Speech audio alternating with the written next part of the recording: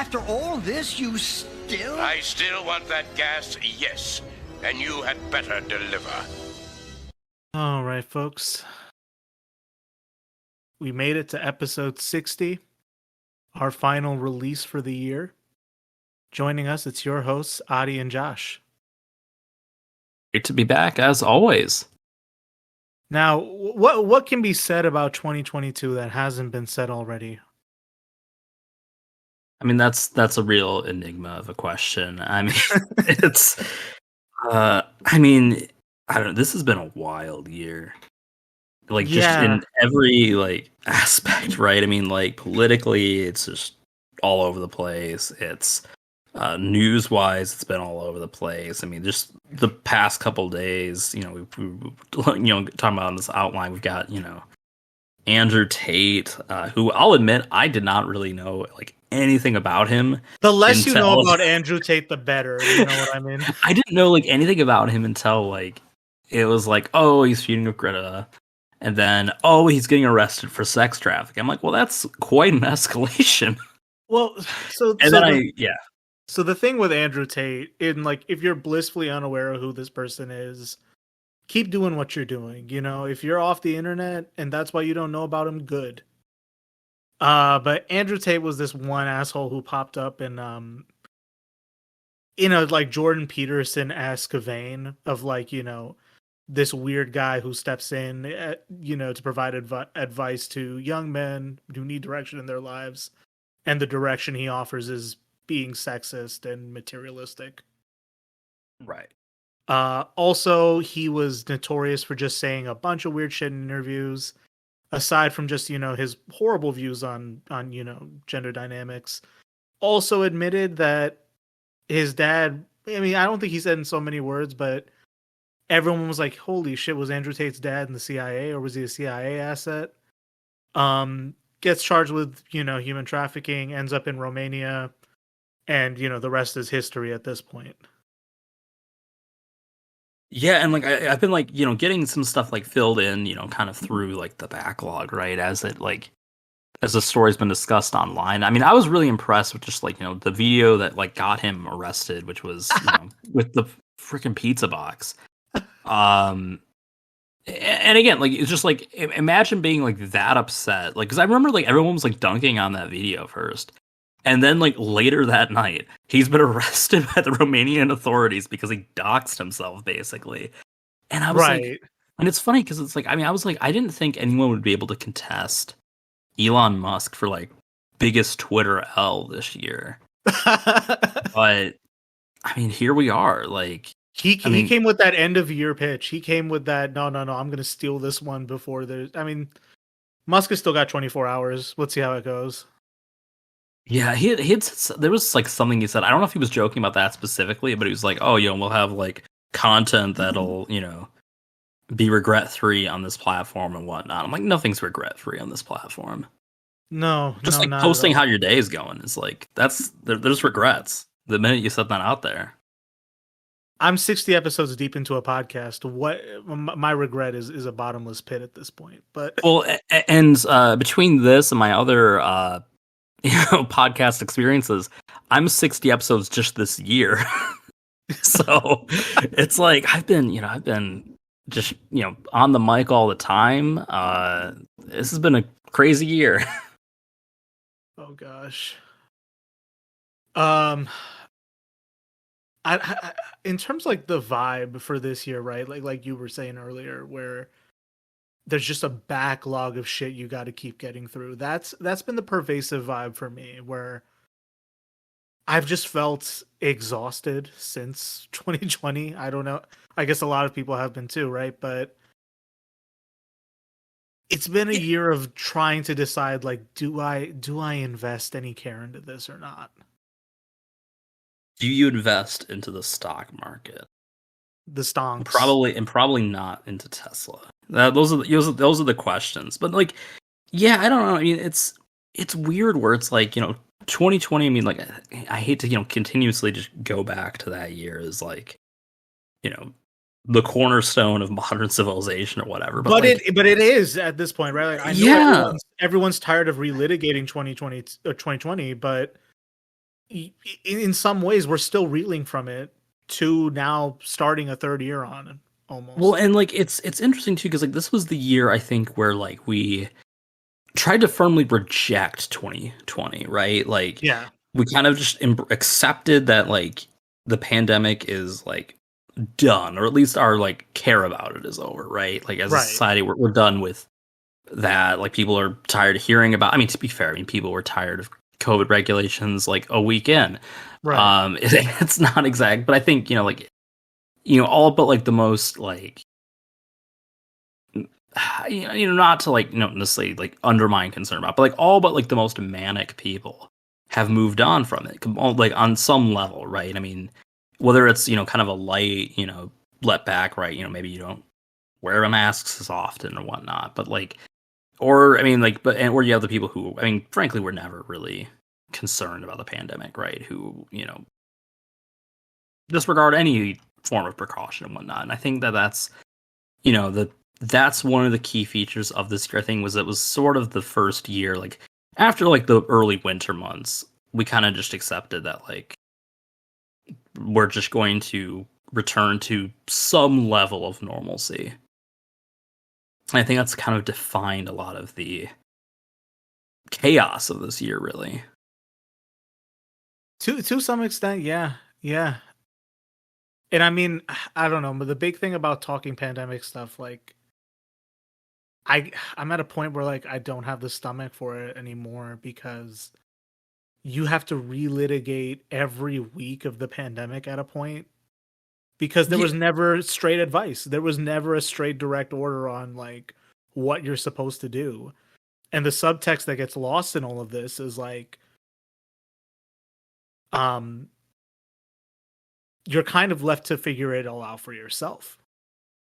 And that's what we all did. And you just have these differing schools of like flat out rejection or a kind of like hyper paranoid worry of the virus, or what most people seem to be doing is deciding when to mask up and deciding when not to at their own discretion or not at all. You know what I mean? Yeah, I think that's really the best way to put it, right? I mean, it's kind of just been like, and I think too, like, the fact that like it was, some of this wasn't, entirely like completely to blame on like the people who were like, in charge, right? I mean, like on some level, right, it's a novel virus. There's things that you learn on the way, right? And I mean, it's just so frustrating where you can't really have like a particularly like it's hard to have like a good faith argument where people are like criticizing where we're like a debate over like the pandemic response, because it's always kind of like, well, like initially they said they didn't want you to mask up because of like supply concerns, and they just they always just go back to that, and they don't like, and it's like, or any other point of it, right? Like, well, they were like kind of wrong about this one other random thing that happened, and it's like, okay, this doesn't mean they were wrong about everything. I think if you can go back to any point at all, it should be the moment when Trump's director of the CDC like slashed, if not cut, the pandemic response or pandemic prediction team, whatever it was. Mm-hmm.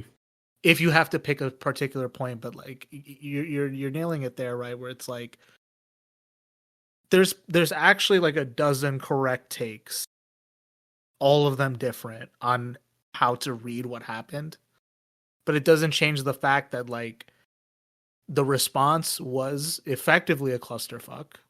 The responses continue to be a clusterfuck, and it's almost impossible to discuss like the forensics of how COVID happened in the United States, as well as the public opinion response and the various differing takes. Yeah, and I mean, it's, and like, as much as it's like, kind of annoying in 2022 to keep litigating this stuff, it's like, for whatever reason, we've chosen this to be like sort of the defining pinnacle of like politics, right? I mean, it's kind of become like the culture war in and of itself is sort of, it's like this locus of it, really. Like, we look at, politicians where it's like, oh, like, we're the rise of Ron DeSantis or whoever, just because off the back of the fact that they like were one of the most aggressive people at just denying COVID and embracing really bad policy responses to it. Same with Whitmer on like the opposite coin ending. Yeah. I mean, I don't think like, it's not quite the same thing like on the left. I feel like I don't think anyone's like, I voted for Whitmer because of her pandemic response. No, not at all. Yeah, like there's that level of like, there's not really that level of appreciation for her. I mean, it did give her some national acclaim, but I think that was about, it. I mean, I don't know. It definitely seemed like there was a point when you could argue Biden looked like the favorite because he might be doing something to address vaccine rollouts and mandates and things like that. But as soon as it stopped being a popular talking point, they dropped it at like the first notice. And like we talked about earlier, Whitmer also dropped it and tried to avoid it. And even though like, I mean, you could even argue, right, that like Michigan Republicans didn't do well because they were trying to relitigate COVID, right? So, well, that and they were more concerned about trans issues than anything else. Pretty much like two unpopular fronts that no one really wants to talk about anymore. But yeah, it's just, I don't know. It is. I'm gonna try to do a really corny segue into another topic we have, which is what can be said about COVID at this point other than it is a forest of mixed truths, lies, misunderstandings, and mischaracterizations. I can only imagine what this is going to segue into. You can. So, before the year ends, we had to get in one last current event to cover. And in choosing what I paid attention to, what to invest in, this is one of those things that I had to try and understand. So, you first brought it up in the DMs, but everyone was talking about this guy. Let's talk about George Santos.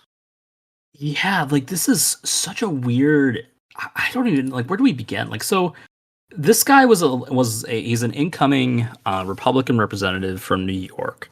Kind of flew completely under the radar in the election news. I never saw anyone talk about him, but then like there was all of a sudden this big deal, like, oh, he's like the first openly gay Republican elected. Then it turns out, like, this man, like, his entire life virtually is a fabrication. Everything from his work history, where he, worked at Goldman Sachs and a few other places, which they deny that. They said he's never worked there. And he's like, well, actually, I worked in a company that worked with them. I just kind of embellished that.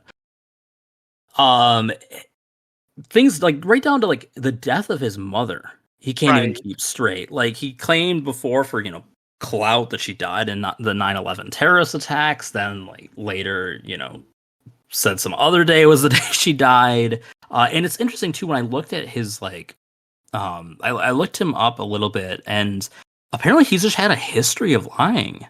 Like, even before he was elected. But, like, this is just where it's, like, I guess the most egregious is where it's just, like, everything about that he was elected on was a lie. He said that he's been, he's openly gay, that he's been gay for like a decade, but he recently got a divorce within the past 3 years. It's just like, this guy is just like a clinical pathological liar. At this point, yeah, and it's like, him being this level of like a liar, like each statement he gives is a lie built on the last, doesn't let the rest of the government off the hook.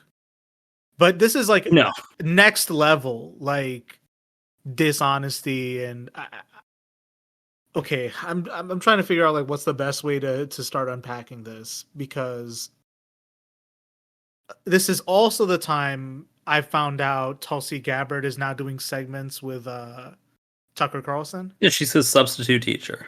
Jeez. So yeah, like you sent me like the clip of him getting interviewed by Tulsi on Tucker Carlson.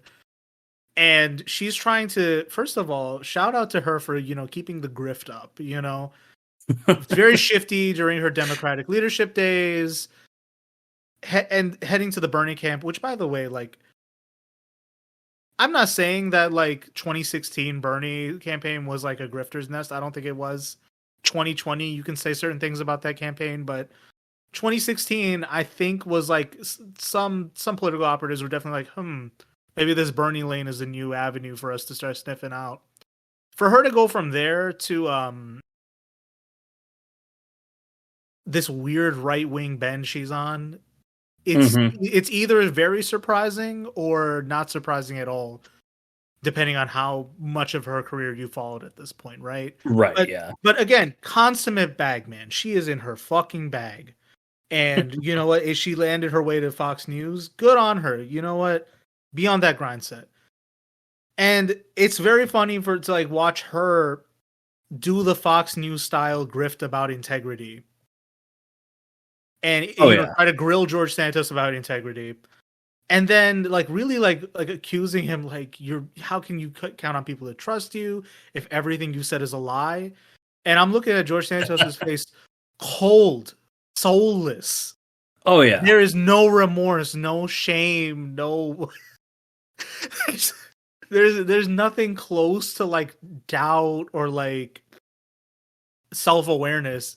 And like as soon as she's done speaking, he's like, "Well, you know what? We can disagree about that. We can debate my record." And I'm like, "What do you mean debates? The whole referencing counts. It's all in doubt." Yeah, I mean, and like there's other things he's like lied about, like with like his family had like some supposed real estate empire that was a lie. Oh, that was the other big one. Was he claimed that he was a descendant from Holocaust victims, but then they like study of his like family records show that that's not the case at all. Which also like I mean when he was like, oh we're Holocaust victims that fled to Brazil, that raised different red flags for me. Yeah, that was like I'm like oh I'm not sure you were you might have been a victim of the after the Holocaust, mask off moment. But yeah. apparently they've been in Brazil forever. But like, but they had that bit, and then he claimed like later he's like, well, I'm not really Jewish. I said I was Jew-ish. That statement, oh my god. Let me I have the full statement here, so I'm just gonna read it verbatim. This man's Wikipedia page is amazing because they have to literally only have 2-sentence paragraphs. One with the claim and the follow-up being there's actually no idea. So let's actually start first here.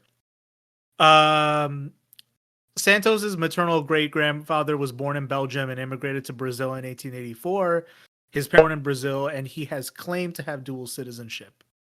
He claimed his maternal grandparents were Ukrainian Jews who fled to Belgium and then to Brazil to escape the Holocaust during World War II, and separately claimed that his mother was an immigrant from Belgium, but genealogical records and other evidence show that his ancestors have lived in Brazil for at least 3 generations, and that there is nothing to indicate they have any connection to Ukraine, have any Jewish heritage, or are even Holocaust survivors. Santos has used the name Anthony Zabrowski to fundraise for a charity, while records contradict Santos's claim that his maternal grandparents had a Ukrainian Jewish last name of Zabrowski. He also claimed that he was biracial and born to an African-American father who had Angolan roots, but there is no evidence of that either. So following up on what you were saying, he told the publication Jewish Insider in November of 2022 that my mother's Jewish background beliefs, ellipsis, are mine. In a first of all, Jewish background beliefs, what does that mean? Right.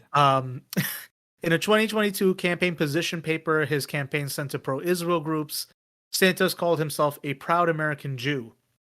CNN reports that during Santos's 2020 and 2022 campaign appearances, he described himself as, quote, an American Jew and, quote, Latino Jew on multiple occasions.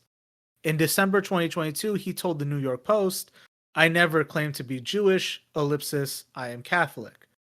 Because I learned my maternal family had a Jewish background, I said I was, quote, Jew-ish.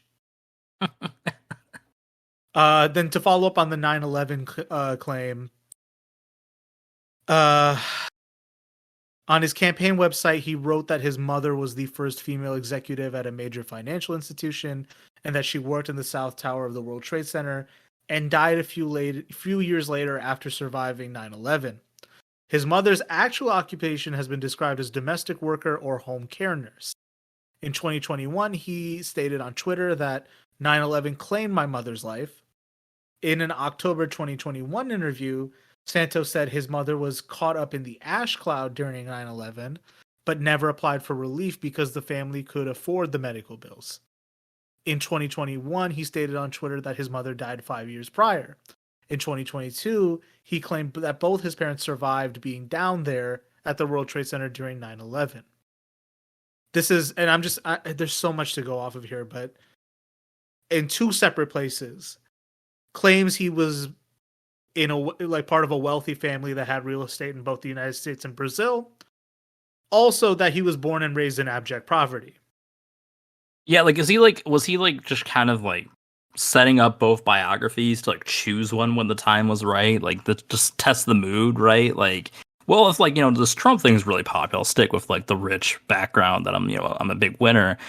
If people are more for an everyman, I'll go with that. What's the deal? Why have two completely opposite backstories?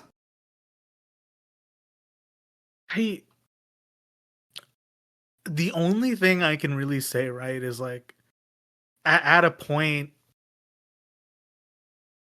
it's not even worth digging into what Santos's intentions are. You should still track who's funding him. You should still track who he's working for, because this guy's clearly doing things for people. Yeah.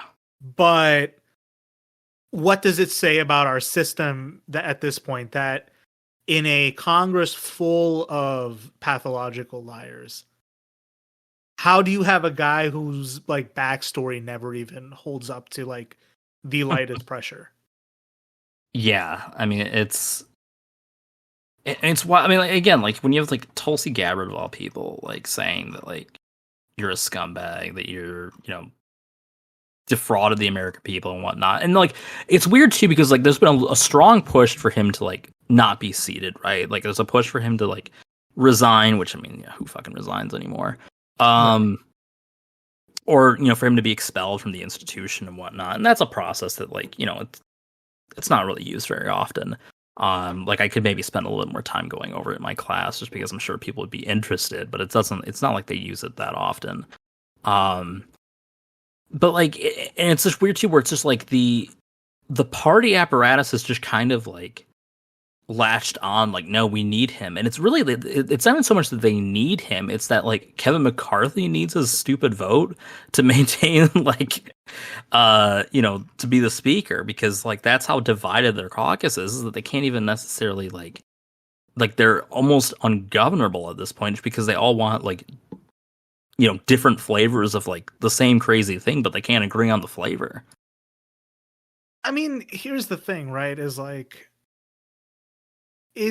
there a thing to be said about tokenism in the Republican Party? Because they clearly do want minority membership of some kind to at least point to. Not that they care about it, right? The fact that every Republican senator went out and at least stumped for Herschel Walker. Right, yeah. I mean, not all of them, but a good chunk of them. There's a lot of the high profile ones. And then there's that, and then even at this point, right, is having a guy who claims to be gay, and is Latino, helps them one point to the 2020 election dynamics, where there is a weird Hispanic voter contingent that leans rightward, right? Mm-hmm. If they can start making plays to point to it, maybe it benefits them in the long run. But at the same time, why this guy? It also begs the question, what exactly is the Republican Party stance on gay membership?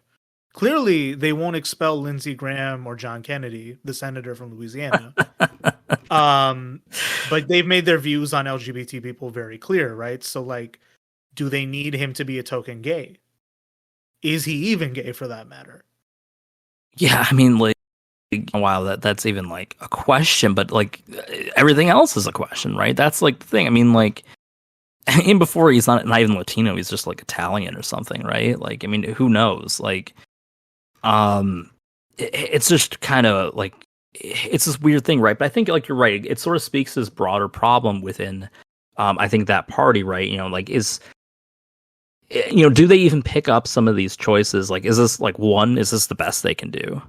Right? Mhm. Is this like the only like person they can like field? Right? Is like this is the he's gay, he's a minority group. Like let's run with it.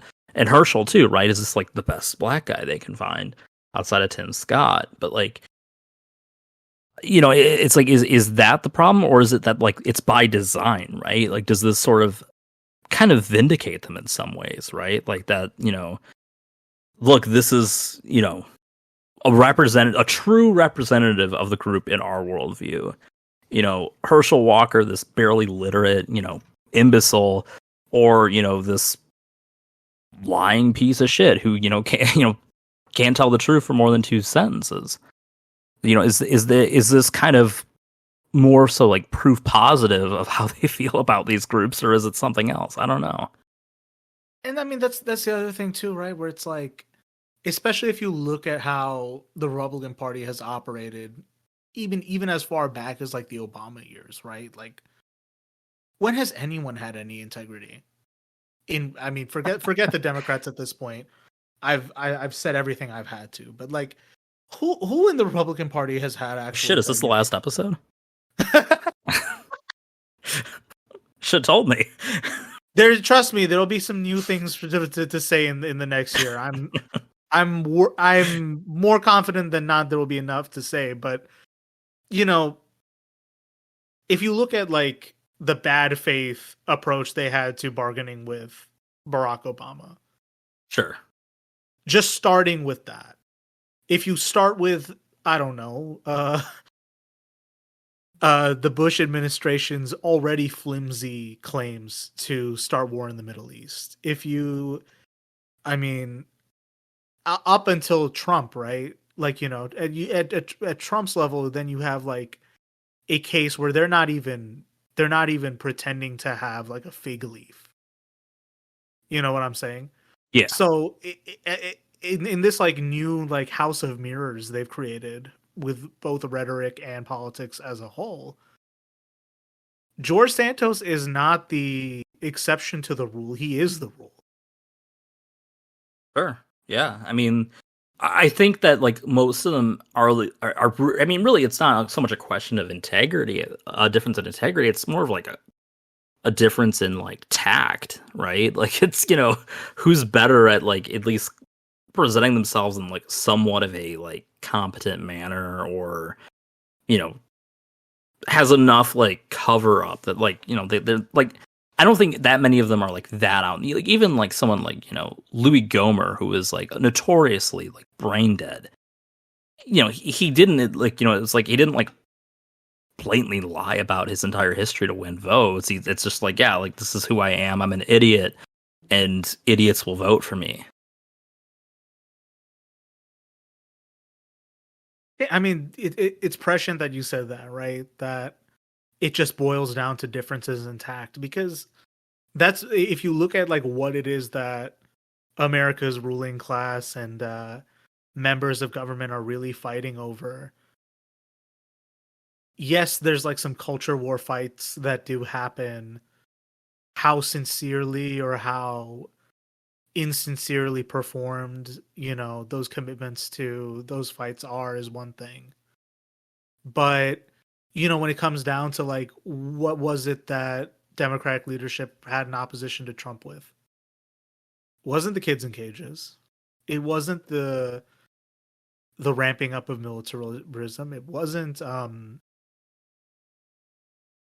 it was whatever flew with voters, right? Whatever seemed most prescient with them.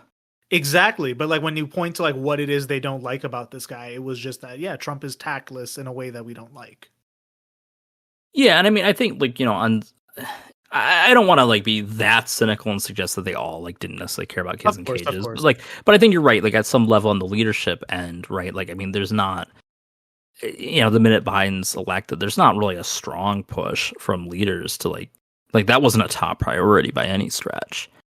And like whatever, like COVID relief should have been the number one priority. Maybe like fair enough, a little bit more broadly applicable, but like that should have been like somewhere in like those early Right. things from the Biden administration. And I think like overall, like I buy the idea that this is probably one of the better presidential administrations we've had in a long time in terms of policy success, and in some ways, and as dark as it may be, like this is probably one of the most progressive presidencies we've had in a very long time. And but it's still like not not to beat a dead horse, but like it's not necessarily good enough to meet the moment that we're in and whatnot. And yeah, I don't know, it's just really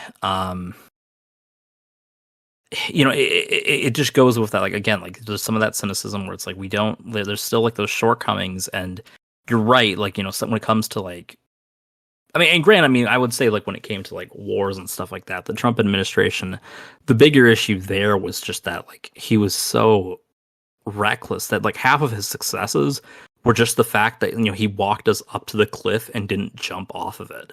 Yeah. Like that, that would like most of the administration's successes boiled down to that, right? Like I think of all the stuff with Iran, right, where he's just assassinating random people over there, basically. Yeah. And it was like, well, we didn't actually go to war for that, so I guess that's a win. Or just even like the bizarre like schizoid approach to North Korea they had, where it's like, right, yeah, are you liberalizing relations with North Korea, or are you not? Oh, Mike Pompeo's upset, I'm not going to do anything. Okay. Yeah, well, and that's the thing too. I mean, right? It's like I think any claims that Trump sort of liberalized the world order, or at least the way that America's role in the world, I think is kind of it ignores like the people that he surrounded himself with and did actually take his advice. Facile. Yeah. And and some things like I don't necessarily know if like I think personally at least, like if he's like let's join the Ukrainian war on the side of Russia, that's probably worse. Oh my God. Yeah, I think like when it comes to like what is the vibe of 2022 in like trying to understand politics and even just trying to like understand stuff personally, it's like this has been a year of understanding just how contradictory everything is. It's been a year of like trying to measure out like how earnestly do you believe in things versus how cynical do you become.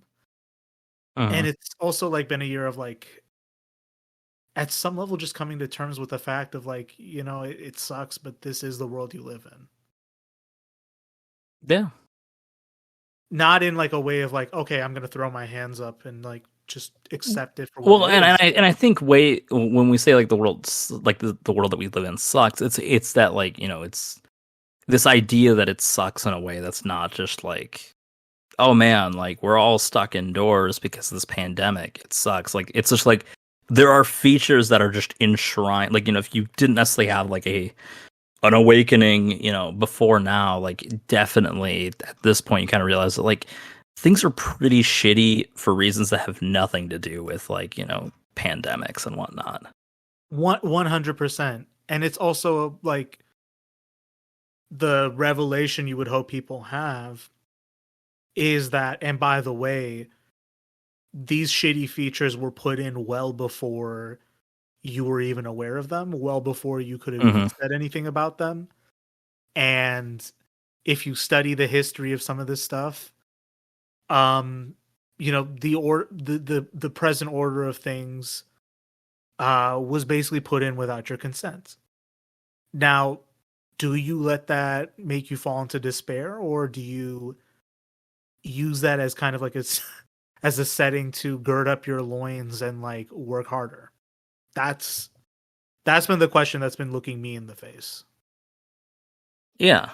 And I'll be honest, I have not started to work harder, but I have become a bit more serious and like, okay, you can't just assume things to be at the simple base level of, you know, having the right principles and intentions.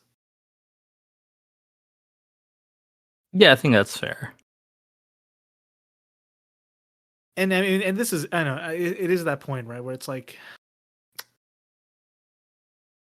following current events and like keeping up with like the news and shit. There's a way in which we were all doing it prior to this year, I'd say, where like you were a passive observer, and then when you do realize like, oh, I want to be a bit more controlled in how I do this, you still got to accept that you're still a consumer of content more than you are like someone learning about something in an active sense. So I don't know, like, you know that like that there's that like 60 question political compass test that puts you on this Yeah, on that floor. Yeah. So one of the questions that like always rubbed me the wrong way in it was like making peace with the establishment is an important sign of maturity.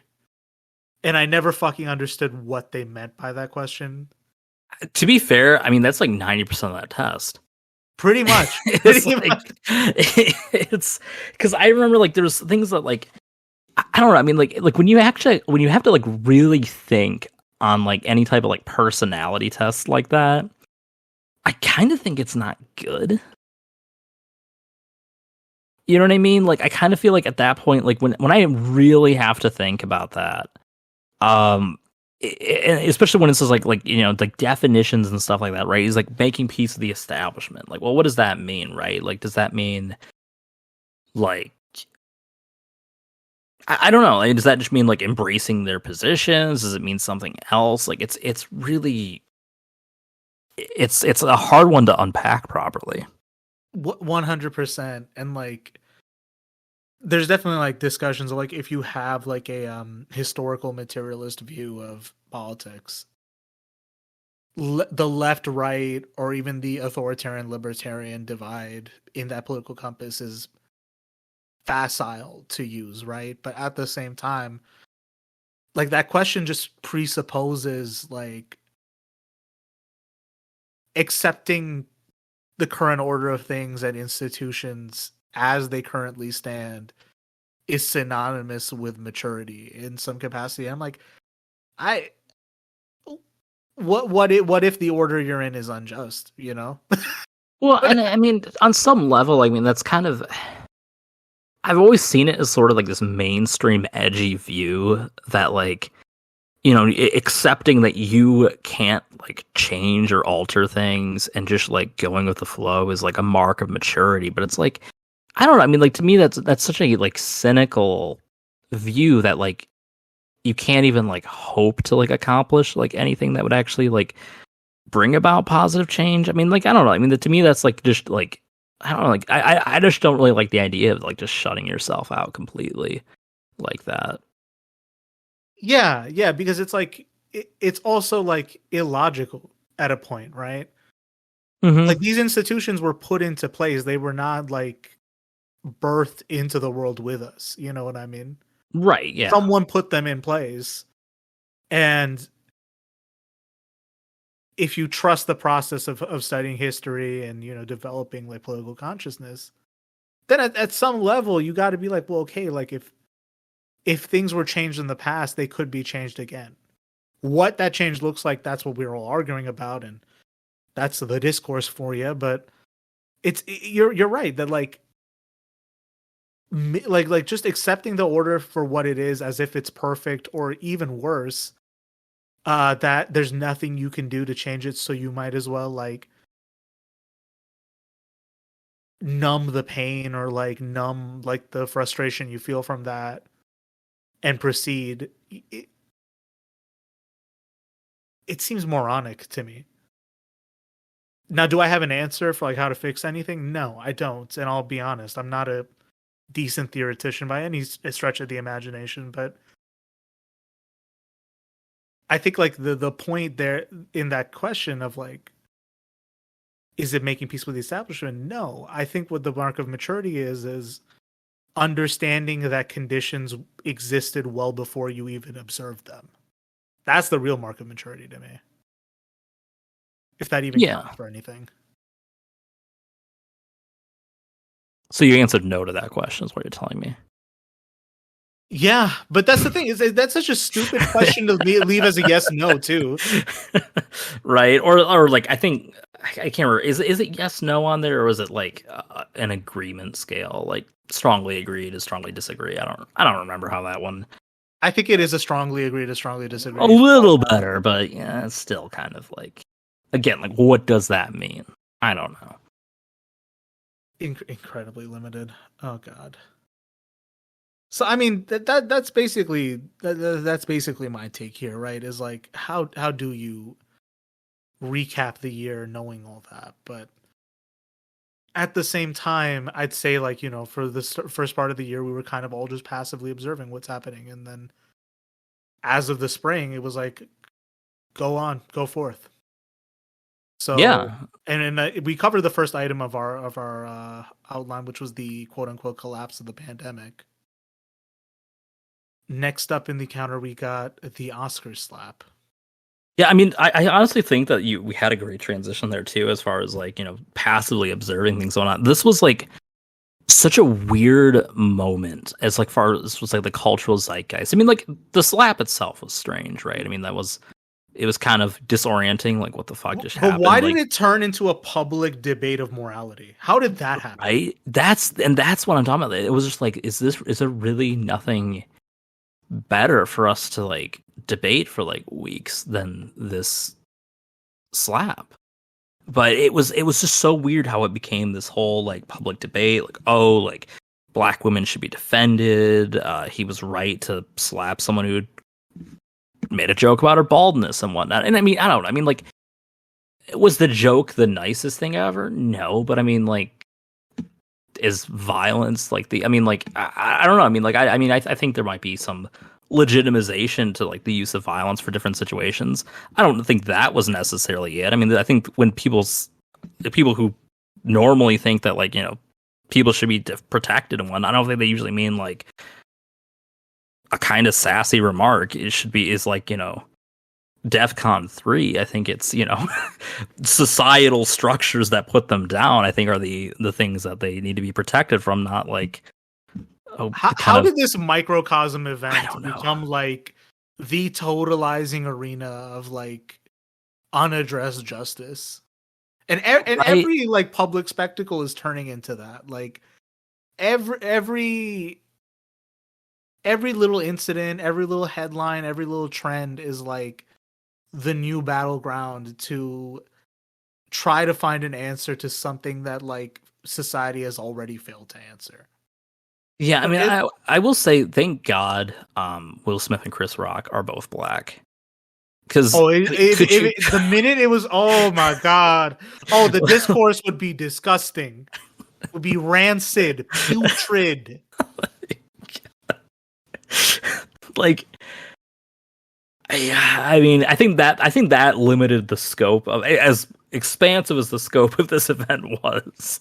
I think that did limit it a bit more. Well, it got crazier too, because like instead of like a racialized event, it turned into like racialized responses.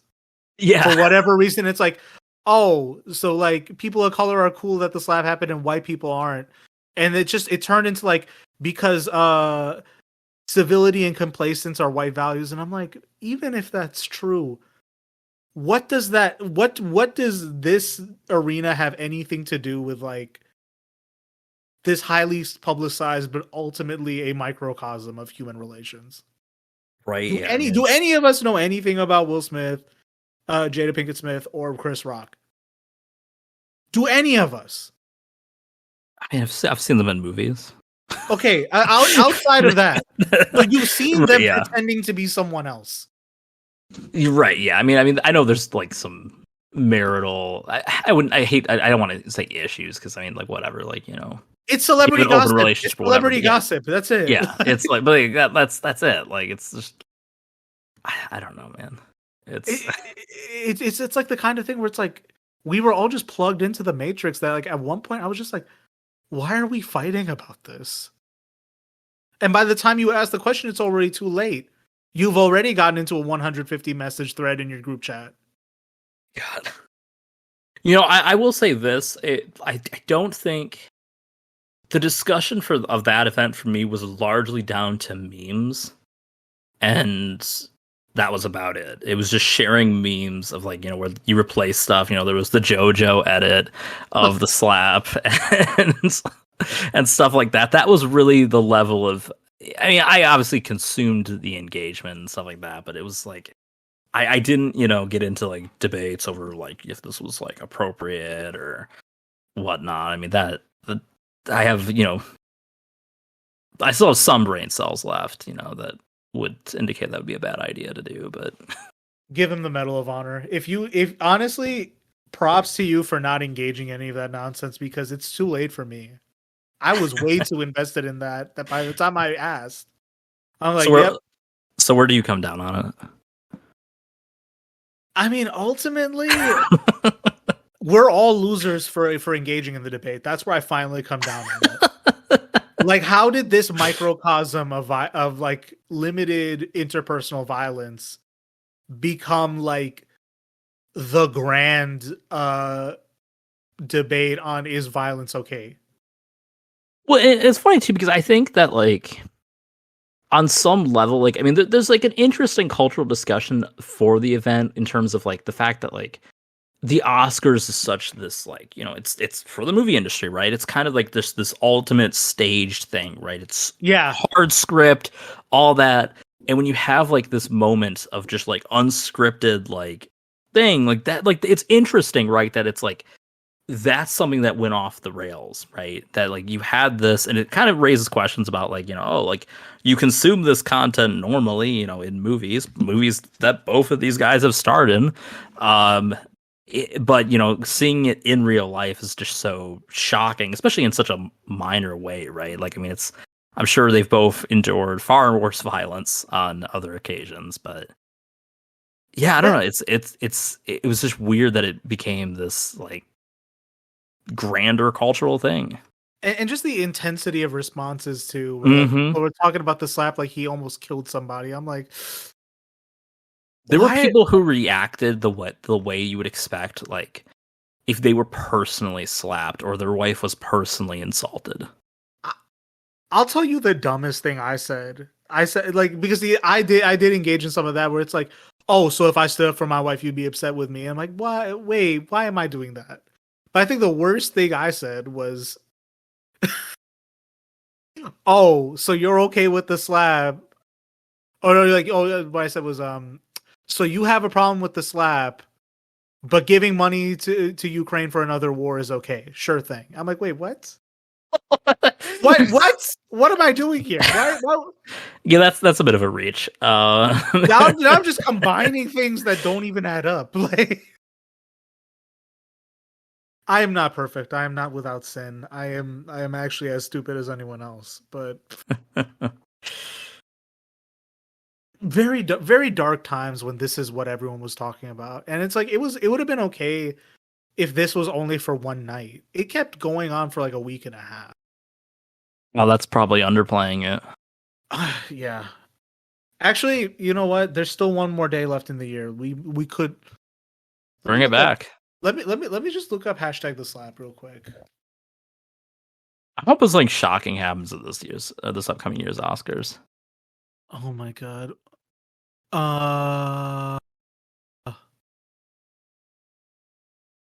I'm just gonna send this to you. We're not even gonna address it. Oh my god. Oh god. I'm not even gonna bring it up. Okay. Okay. Leaving that one in the wind. Concurrently, we also had the conflict kickoff in Ukraine between the brave rebel leader Zelensky and the imperialist tyrant Vladimir Putin. Yeah. I have to say, like, my final take is I just didn't want a conflict to happen. I don't celebrate conflict happening anywhere. Oh my god! I just looked at the thing you sent me. Oh my god! I'll put it in the show notes maybe, but oh my god! All right, yeah. Yo, Ukraine. You're fine. Yeah, I mean, it's just like the way that like a certain class of well just to address the conflict, right? Is like we didn't even get directly involved aside from like existing our regime of sanctions, cranking up a conflict that was already like the product of diplomatic tensions, and creating a conflict when there shouldn't have been one. But then to top it off, like it's also very gross that a certain kind of politics watcher or poster on the internet has turned this conflict into a way to play out some kind of like war of civilizations fantasy they might be having. And I don't know. I have not kept up with news on this conflict because from the jump I've been like, this should have never happened. I don't like it when people take joy in violence. I really don't like it when There was a disturbing sense of like people really like kind of getting their rocks off to this. And like at some, I don't know, it's a weird one, right? Where it's like I don't think you can really like, I don't know, because it's such a weird conflict where I feel like there's really like different, like it's like there's no like clear spot on the political aisle that I think people really take, like that the people who support the war or oppose the war, whatever, take, right? Like because it's like some people who are against it, right? I mean, there's some people who are just kind of just universally against conflict, but I think a lot of them have kind of fallen trapped to like this idea that like I don't know, they fall into like that, like, and I don't want to dismiss any criticism of the war as like Russian propaganda, but I think a lot of people do tend to fall into it, right? That it's like, oh yeah, well, like it was part of Russia at one point, and it's like just because you're against like I don't see like if you're against U.S. imperialism, you should just be against all imperialism. Well, in my opinion. Well, here's to top it off too, right? Is like I feel like there might be like someone parroting like the Kremlin line, but like yeah, that person is fundamentally powerless, and I really think that all Americans are powerless when it comes to things like foreign policy because right, yeah, those decisions are made without. Well, and I think it's the thing that we're the most tuned out of as well, right? I think like on average, if you ask like someone like here's two candidates, like, and not this is kind of a simplification of it, right? But like this is their foreign policy views. That's probably not going to be what determines their vote one way or the other, right? Like they might have an opinion on that. They might voice or like articulate, some talking point about like, oh, that policy, but that's never really what's going to make or break their politics, right? It's, far down on their list of priorities, both in terms of like who they're going to vote for and just like in their daily life, like what policies do they think about?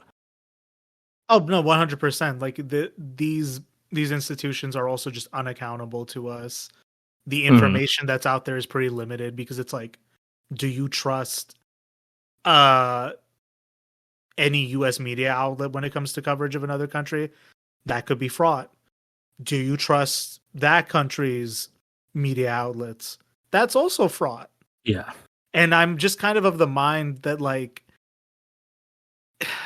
really my final take on any foreign conflict is like the only country that you can really criticize effectively is your own because you know everything that's wrong with it because you've lived there. You don't really know about other places in the world unless you've lived there, and unless you have, I tend to be hush about it. And then it's like trying to write off like I don't know, China's one that like people are trying to write off. Is China good? Is China bad? Is Russia good? Is Russia bad? I mean, well, yeah, and I think with China, it's incredibly like intellectually dishonest in a lot of ways. Like I've seen like, and again, like go back to COVID, like their initial response to it is seen as draconian and awful, but their current response of essentially letting the pandemic there, which is very much active, get almost completely out of hand, and hospitalize thousands of people, kill thousands of people. It's also because they're totalitarian and awful. So it's like they do the policy you want them to do. They're terrible, and like it's just again, it's like their people are. I think China's one where people really are just out to like hate them no matter what. Right. And it's another thing too. Like in my analysis of this conflict specifically, Um, I don't. I mean, I don't like either player here. Like Putin has crushed down like actual communist movements in Russia, so he's no friend to me. Zelensky has not addressed the fact that there's neo-Nazis in the Ukrainian armed forces. Who are you supposed to stand in this one? No one. And to be fair, in his defense, somewhat, I mean, like, I get, like, in that kind of a, I mean, if you were in a desperate armed conflict to like protect your country, are you gonna be that picky about who's with you? And yeah, you kind of need to be, like, in the long run, right? But in the short run, I do understand that there's, you kind of have to accept it. But yeah, you're right. Like, they're both questionable actors in different ways. Yeah, definitely. Like the thing that Americans do where they're like, we need to name one of these as the hero and one of these as the villain. I'm like, I don't think you have to do that in any conflict, period.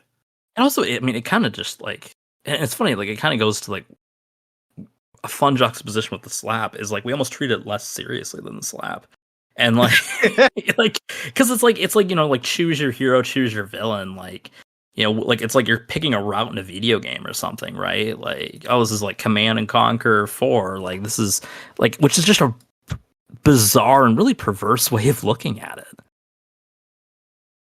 I mean, you're 100% right there, and it's like, what has really happened at the end of the day, other than, we basically are selling weapons to both sides at this point. If those weapons aren't being used in that conflict, they're cropping up in other places in the world where they're making situations worse. And if that's not happening, regardless of what side of the conflict an American will nominally say they're part of, it's empty and hollow entertainment for the worst kind of political observer. You know what I'm saying? Yeah. And it's just pure death drive, pure gross, just none of this should be celebrated. None of this should be joked about. It should be taken with just a measured sense of like disappointment and seriousness, but there's just something very facile to how it's played out, if that makes sense. And yeah, we can't even, even address, because like there is no fucking like solidly anti-war or organized anti-war sentiment anymore.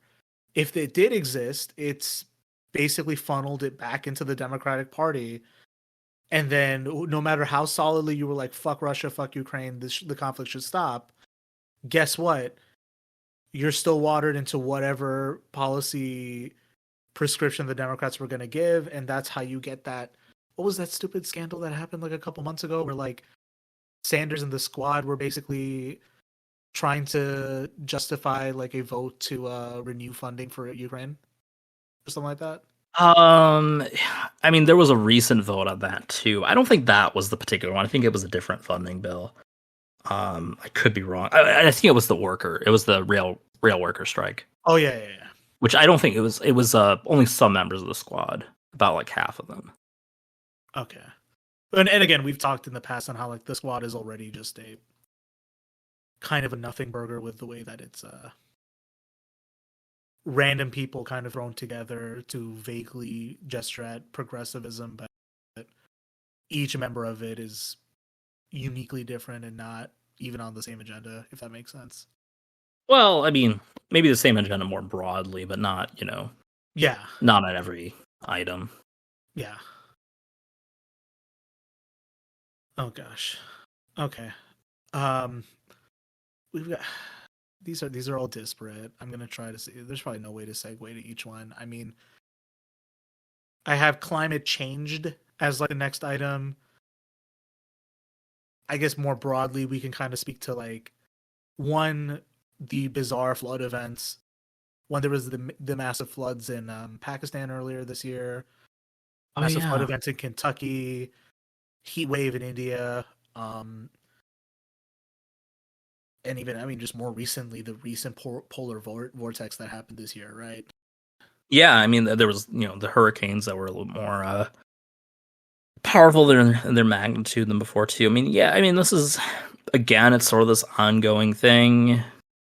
We're not doing anything really to address it. And some of it, I mean, like it's like, is there really like a proper prescription to some of these things, right? I don't necessarily know. Like, I don't know. It's like the ongoing tragedy that like we'll be discussing every year until we're no longer here, probably. I mean, definitely like climate grief, climate anxiety, whatever you want to call it, like was one thing that was clouding my worldview on some of this stuff, right? But I'm not sure how to say something that we've already like kind of, I mean, we've beaten this horse to a pulp at this point, right? That like economic and environmental policy are like more intertwined than conventional ways of thinking would have you believe. And there has to be a major reckoning with how you even run a society. Do you have like the same consumer conveniences and like creature comforts that you've come to expect from society that you know, can you still have those, or do you have to radically rethink what that even means? And can you I don't know. I saw this somewhat unrelated, but I saw this one post recently about how in France they're trying to turn Paris into like a 15-minute city, right? Yeah. So like kind of localizing as much as possible, right? And dude, the American responses to that post were wild. They were all about this is a way to like control people, take away their cars, take away their livelihood, you name it. It's, these like any attempt to like sort of make like things more convenient in that way is seen as an affront to so many people, and it's insane. Like I don't necessarily know like even how you begin, because like as you said, like all these things are like integrally linked economically, right? Anything that you can do to sort of recalibrate the economic structure to be more egalitarian, be more environmentally friendly, is just met with such like open hostility from people who like I don't know if it's just so much of just like how like we ingrain certain ideas into us or where they come up with it, but you could say these people are gaslit battle in the greenhouse. Yeah, like exactly, right? I mean, we said the line, there it is. There it is. I mean, maybe like I'll have more I'll have newer ways to phrase this in the coming year, or maybe I'll find ways to supplement what I've already been saying. But the bottom line is like, if the target is to try to reduce emissions by 2025, you're not going to achieve them the way things are going right now, with the kind of assumptions you're making about how what comes standard with your economy, with the kinds of people that you prop up. Mm-hmm. I mean, people can talk about Elon Musk saving the world all day. It doesn't change the fact that Teslas aren't really doing anything to cut back on our current problems. It doesn't change the fact that our system is predicated on exploiting people in the third world, exploiting all kinds of animals, exploiting the ecosystems and plant life of this planet. You know what I mean? And yeah, until people stop gaslighting themselves in the greenhouse, that's the term I'm going to use, because you're so willfully, you've already been indoctrinated by the system in a way, right? But because it doesn't come with the authoritarian brainwashing and gulags and all the shit you're scared of, you think you came to that conclusion of your own will. But I mean, guess what? You're defending a system that you yourself are miserable in. What logical sense is there other than the fact that because you think you have a leg up on someone, you'll continue to defend that leg up, even though you're getting screwed over just as much as anyone else? And that's kind of how I feel about first world American life. It's pure death drive at its finest. I'm not trying to be pessimistic. I'm not trying to be black-pilled. It sounds like that, but like no, I do believe in like the human will. I do believe that like people can do good things when they're like incentivized to do so, and when people can build faith in one another. I genuinely do believe that. But if you look at how modern American life is structured, we're all fucking alienated. We're incentivized to be greedy. We're incentivized to be self-serving. We're all miserable. We know we're miserable, but changing things is either too scary or it's too inconvenient. And no one wants to let the great, it's like, who's going to be the first one to give up their luxuries? I'll be brave and admit I'm not giving up the Coke freestyle machine. You can pry that from my cold dead hands. You can pry it away from me, but you get what I'm saying, right? It's like there's so much that needs to happen at an interpersonal as well as like a macroeconomic scale to address problems like climate change. But until I guess I don't know, maybe 2023 is the year we don't just gaslight people in the greenhouse. We literally shatter the glass panels of it. I think it's time to be burned alive in the greenhouse. I think that might be where we're approaching. Maybe. I mean, if not in the greenhouse, this planet may become inhospitable for all of us one day. And I, for one, welcome our new octopus overlords. Yeah, we'll see. But yeah, that's definitely not a fun note this year on climate change. It's not a fun note, but you got to remember, right, that like if this does upset you, you're still human. It's when you start numbing yourself to the pain that like you're delving into the realm of the inhuman. That little spot of you that's sad, hold on to it. It means something. All right, that's enough sincerity. I need to get back into the ironic shit. Okay. Remember that one week where like governments and world leaders were just like exiting left and right? Yeah, I mean it was more than a week, but yeah, it was yeah, we did have like one episode where it was kind of we crammed in a bunch of it, right? I mean like going through everything that you have listed, the Sri Lanka government collapse, that was a little bit more under the radar. Haiti had a similar issue. Then you had Shinzo Abe, the former prime minister of Japan, get assassinated by a homemade shotgun, which, man, that's just, I mean, it's one of those things where it's like, I don't know why that event was just so like comedic in the way it was like handled by everyone. Like the only person who took it like seriously was, of all people, Donald Trump.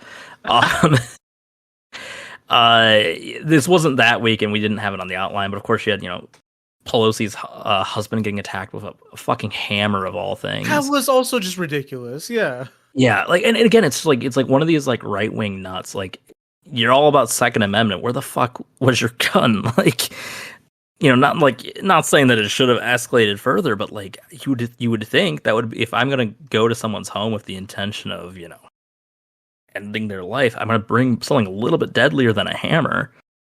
Not an actionable threat, by the way, just to clarify to listeners. Just I'm just saying in the Minecraft. Yeah. Of course, the UK government just disaster. Boris Johnson resigns. Liz Truss is there for like a week, 2 weeks maybe. Then she's gone. The Queen died.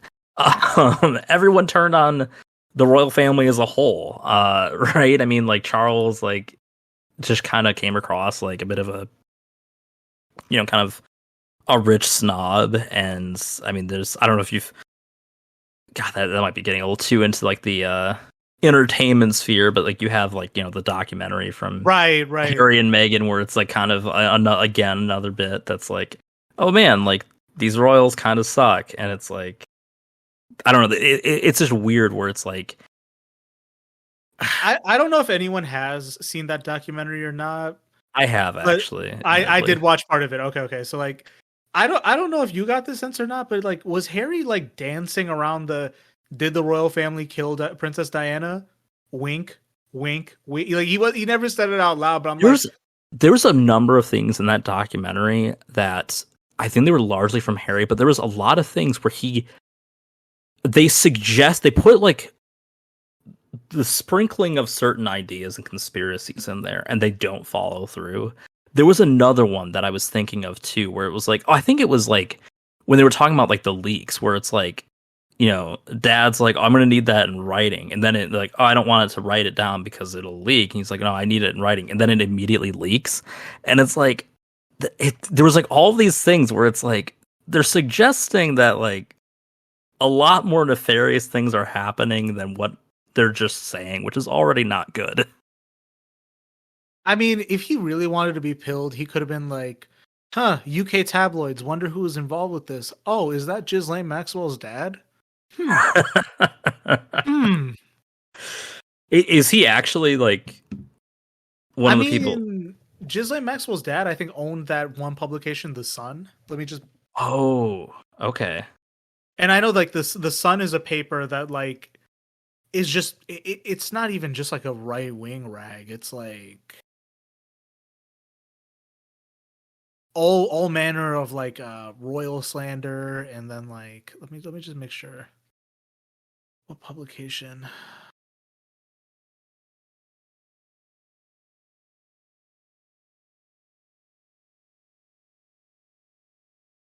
He also had News of the World. I don't know, but like, okay, so Maxwell acquired Mirror Group newspapers, the publisher of 6 newspapers, including the Daily Mirror, News of the World, and The Sun. Yep. Man, it's all.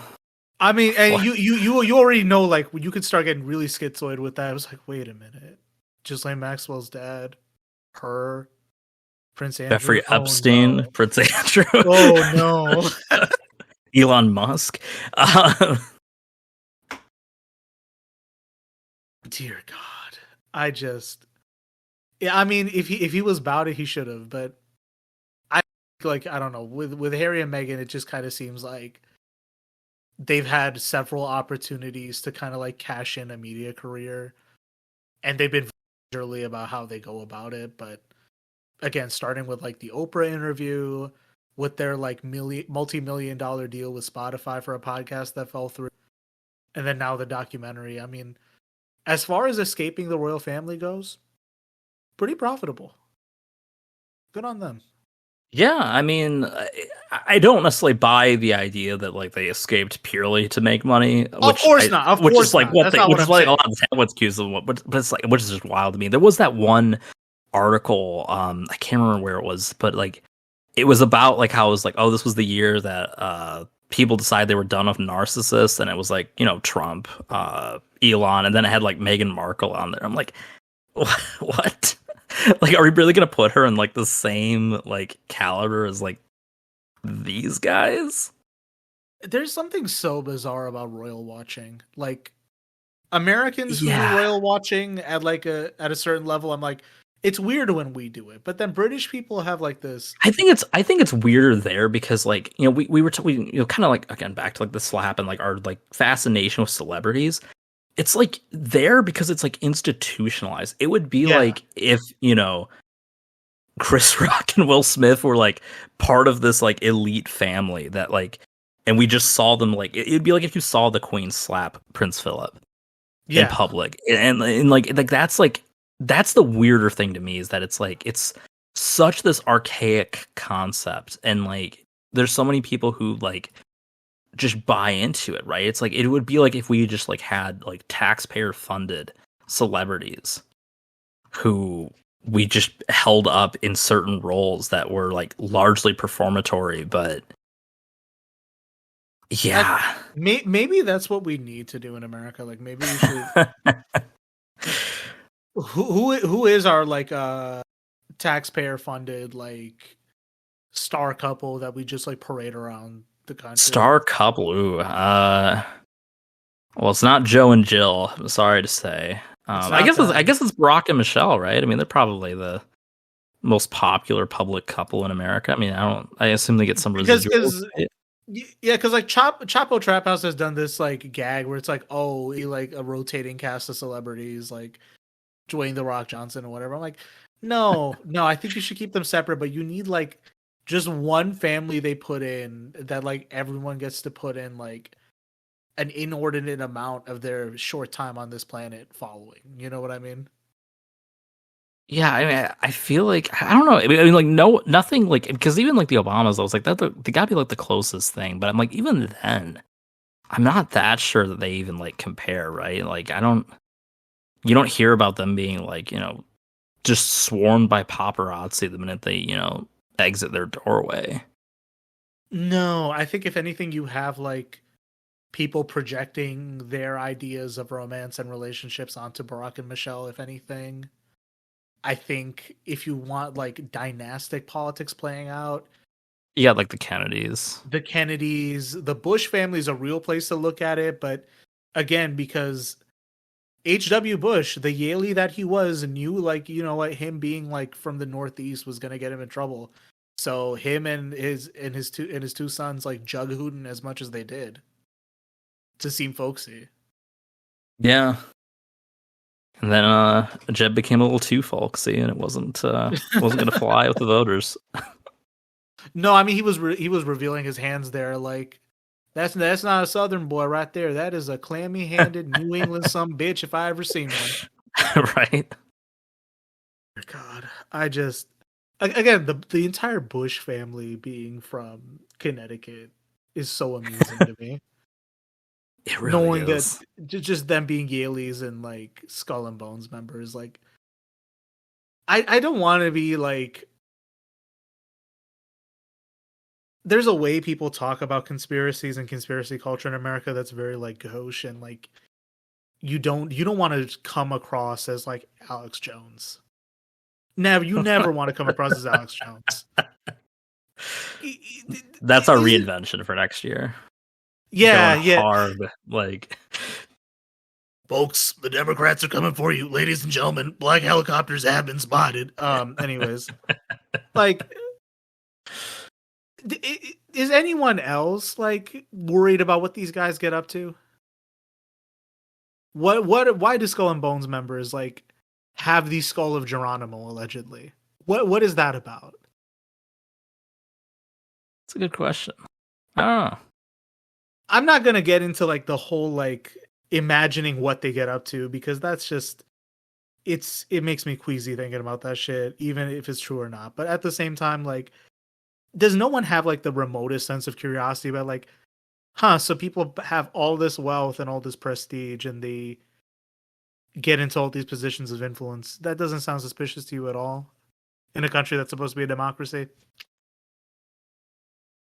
Well, when we've conceded that, money equals speech, then the doors are open for anything. We've already conceded that money equals speech, and like if George Santos has proven anything, you don't even need the pedigree anymore. Oh. I guess we should have, when we were talking about disingenuity in the Republican Party, we should have talked about the way that the Bush family tried to reinvent themselves as Southern. I mean that could be a whole nother video, right? There's so much so like you could do as like a if we did like an investigative series on the Bush family. Oh my god. Oh man. I couldn't even begin. Okay. I mean, coming up next from The Queen Fucking Died, we've got the 2022 midterm elections. I mean, we did 2 episodes on them. We did 2 episodes on it. Part of me was worried, like, does George Santos change, like, our overall conclusions? I mean, I would say not really. I mean, like, it's weird. I mean, I guess, like, it kind of adds, like, this interesting note, right? That, like, this is, like, I mean, I guess it raises some of the question that, like, a lot of scholars were like, well, candidate quality mattered. And I'm like, well, clearly here, I mean, I guess he came across as a quality candidate, right? I mean, he built this fake resume that made him seem like he was stacked, but he wasn't. It really makes me wonder, like, how none of that came up in, like, opposition research or anything. Like, do they just, like, shit the bed, like, just intentionally, like, like, that's just run a normal campaign. No need to look into this guy. I don't know. I mean, it's really strange, but I mean, I would say the 2022 elections overall, like, I mean, this was kind of like, I think it was building up a lot of dread and whatnot. And I think it was kind of nice that it was, not completely horrible. Overall, I mean, Democrats lost the House, but I don't think it was, it was definitely by less than expected. And I think it was sort of this kind of positive highlight news-wise this year. Yeah, I mean, it's just like, I think people have been so desperate for the Democratic Party to do anything bordering the bare minimum that, like, we're finally getting it. And it's to the point where it's like, okay, do I even look this gift horse in the mouth? Forgetting that it's not even a horse. Right, yeah. Yeah, nothing new to add with the 2022 election. Next up, we got the World Cup. I didn't watch it. I wasn't watching either. I was just checking out what countries were up to what. It was. I feel like it was kind of a weird, like, cultural moment as far as just like. I felt like the level of attention to it. It felt like it was something that maybe I should have been watching just because of, like, I don't know. It generates discourse. It does generate discourse. Yeah, it was weird, and like, especially considering like all these people have like never watched a game of soccer in their lives in a lot of cases prior to the World Cup. It's just really weird. I think definitely there were like a lot of good memes going around for sure. I think I was personally a little disappointed that Morocco didn't make it to the finals, but then those Argentina versus France memes, oh my god. Especially when people were floating the whole, like, I don't know, Lionel Messi might have some SS escapees in his bloodline there. And I'm like, well, he is playing for Argentina. I think the one thing that gets missed in this, or like it was getting addressed, but it just kind of fell off, right? Is like the amount of like human suffering that went into building all these stadiums.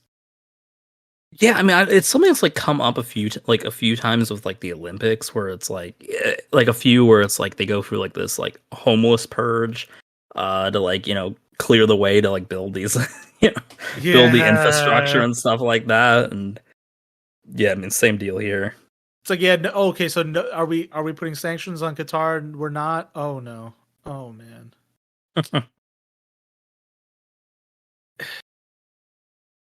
I'm also just trying to make sure we don't miss a couple things either. I think we did make a gag about Mikhail Gorbachev's death. Yeah, I almost forgot about that one. I'm trying to think what else. World population surpassed 8 billion people.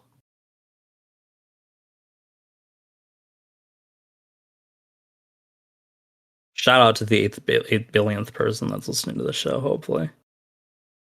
I hope a fresh baby is not listening to a podcast. Oh my god. Why not, right? Just like, let them passively consume content. Oh, there was also the Castillo like office removal in Peru. That was a weird thing that happened. Yeah, there was was it the Brazilian election? The Brazilian election, yeah. Jair Bolsonaro lost that, and apparently he's on the way to Florida. I don't know when that is, but I guess like, I mean, what does this say about Florida? Right? Is it just like the go-to the highest concentration of Hitler particles are in Florida? Right? Like, I don't know, man, because it's like Florida is a fun enough place where, like, especially like common everyday people in Florida don't seem to be like the base, like, bizarre Nazi-esque like right-wing shit you see in Florida.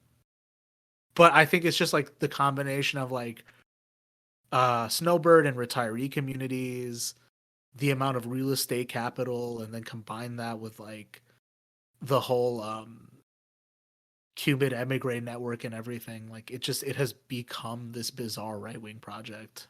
Yeah, I think that's a good way to describe it. It's like I don't personally know that many people from Florida who are like, yeah, this is DeSantis's demographic. But like, so like, yeah, it's like a weird disconnect, but like you do have enough of those like groups that yeah, it's just one of those things. Definitely, I think, if we have to have some kind of national program in the United States, we should have birthright trips for every American, but to specifically go to Jacksonville, Florida.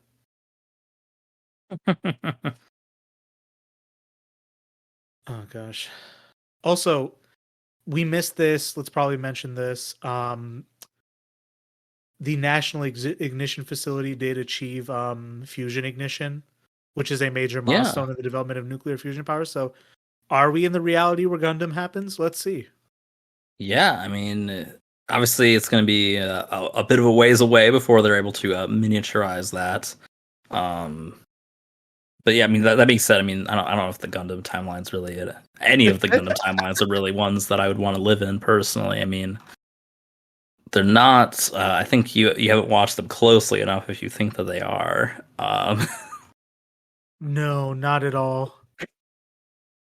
If anything, if people like us were born in the Gundam timelines, we'd either just be like in the one faction that's like making us like entirely miserable, or just like in the privileged faction and just like driven mad by guilt. Like if you were in like the Anno Stella timeline, that's the current one, I would probably be in the space contingency, and I would just be like torn apart by like how much, or even worse, you would just be like the most ignorant person with your privilege. You never know, right? I mean, I'm sure like that's kind of like, I think a lot of not just Gundam, but I think a lot of like the fictional dystopian type things, right? I mean, you're kind of kept usually in line with just like ignorance, right? Like you don't necessarily know the awful things that are being done to not even necessarily maintain your way of life, but like, behind the scenes, maybe under the guise that it's maintaining your current lifestyle. I mean, there it is. Like being gaslit in the greenhouse is the societal norm, as opposed to the exception from the norm, right? Like you are in the gas house. You are being gaslit every day of your life. And I guess, I don't know, like at some level, maybe we should talk about how do you break out of that. But at the same time, like that's a deeply personal process. It involves a lot of reading, a lot of learning, a lot of active learning and unlearning. Well, I think, we've kind of been approaching this topic enough that I think maybe we should get right into it. I mean, speaking of people who have broken free from the Matrix, Elon Musk. Oh Lord. Where do I begin with this cretin? I mean, for starters, what's always bugged me about Elon Musk is the fact that he stole Tesla's name, right? Nikola Tesla, as a scientist and as a thinker, was kind of utopian in some of his conceptions. He was very much like someone who wanted literal power to the people. Like he this approach to self-serving individualism and capitalist mediocrity that Elon Musk like characterizes, right? Like that's someone who Nikola Tesla wasn't. And just knowing that like he was facing off with like the Elon Musk of his day, Thomas Edison. When Edison was a guy who was basically stealing patents and selling them under his name, right? That's the kind of guy he was. And come to think of it, alternating current was Tesla's idea. Batteries, that was fucking Edison's. There's something, I don't know, there's something satanic about the way Elon Musk has stolen Tesla's name that has always irked me, and it's like one of those things that I just sound like a raving lunatic right now bringing that up. I don't even know how you bring that to people, but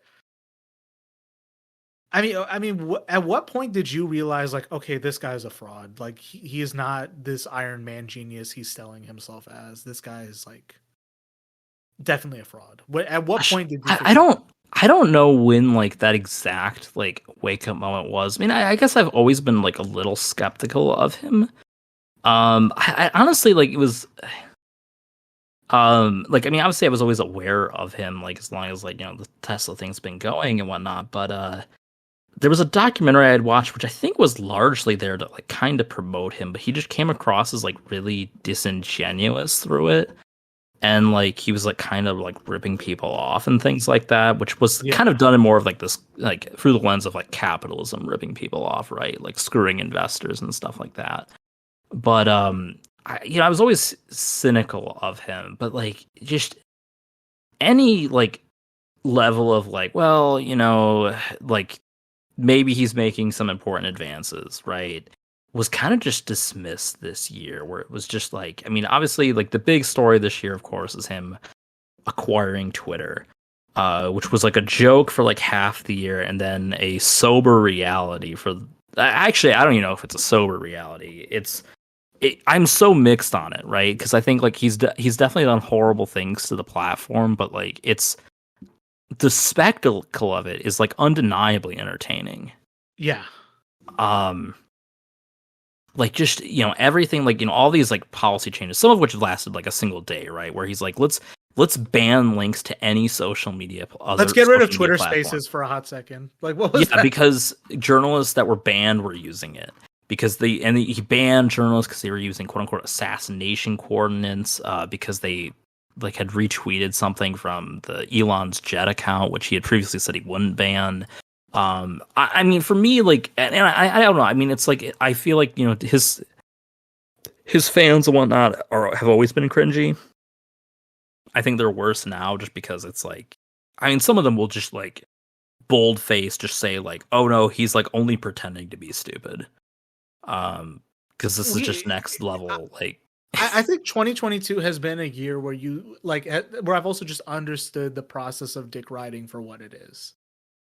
When you see people dick ride for Elon like that, like there's something very sobering of like, wow, I've acted like this before, haven't I? And like you think about all the times like you've rode for somebody who like was worthless or like like the quality of the work they were claiming to put out never actually like amounted to much and stuff, right? But then you also just recognize that like, I mean, dick riding is another form of being gaslit in the greenhouse, where it's like kind of is.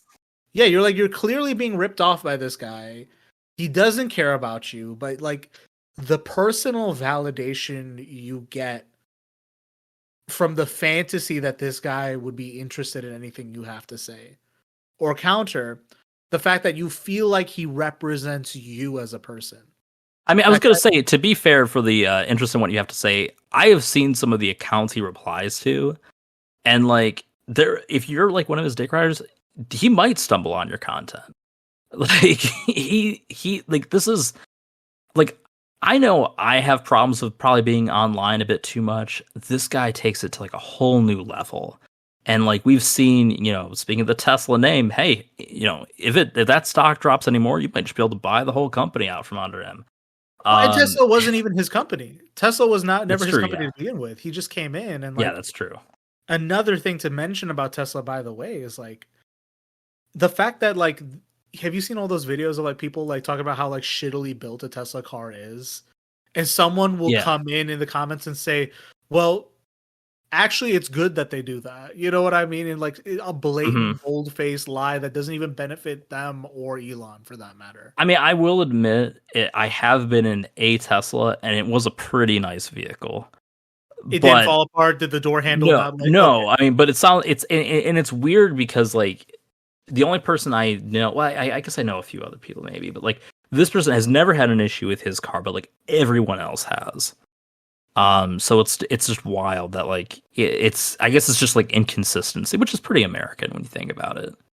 Well, that, and it's like the economy for scale and the way that Teslas work, right? Like, I don't know if you've heard like the different reports that have come out of like different Tesla factories and like working conditions, and how they're like these 24-hour rushes to fulfill orders and things like that. They don't run the same kind of tight ship. And this is not to endorse the auto industry.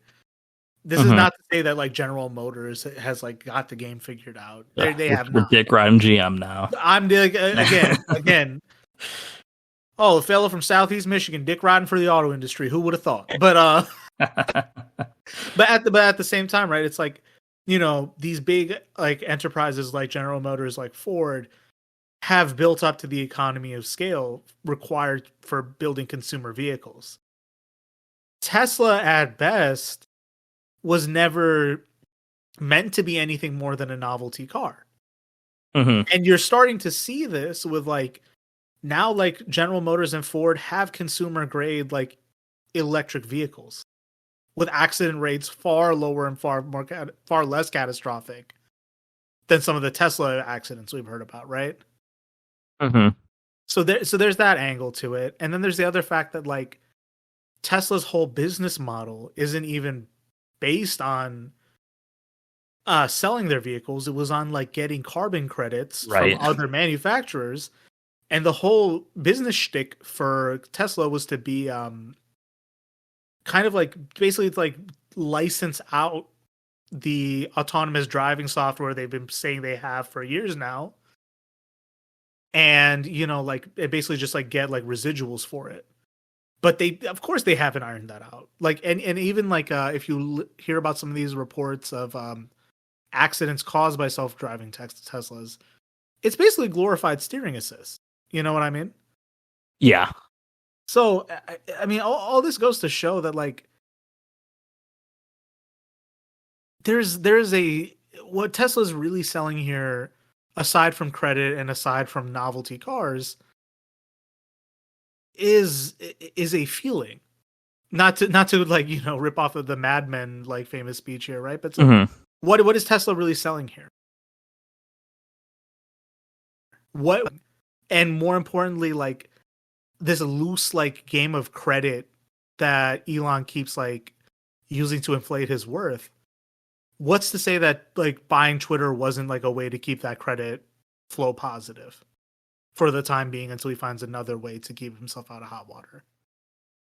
Yeah, I mean, he did try to back out of it, but like it's so weird, and just like, I mean, that poll with like, you know, do you want me to like step down, and like it's like just a resounding yes, and like while he's like, with Jared Kushner and he's in the booth with like the Saudis at the World Cup. Very weird thing. Yeah, and it's just like weird, and like all these people were like, well, like this is like just you're like playing into his game. Like I don't know, I just don't buy, like everyone just like everything he does is just like, you know, motivated by some hidden genius. I don't buy it. Like I don't, like I used to think he was, you know, like maybe he was, you know, not necessarily in it for like holistic means, but you know, because he's a capitalist. But I thought, you know, that he had some, you know, designs that were useful. But now I just don't buy it, like, at all. I think really he's just around because certain people need their investments to pay out. You know what I mean? They need to get the residuals off of this as long as they can.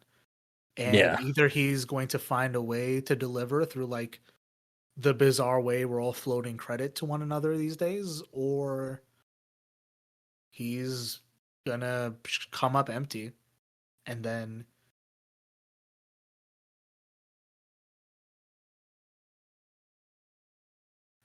he's going to disappear under mysterious circumstances. Who's to say? Yeah, I think that's fair.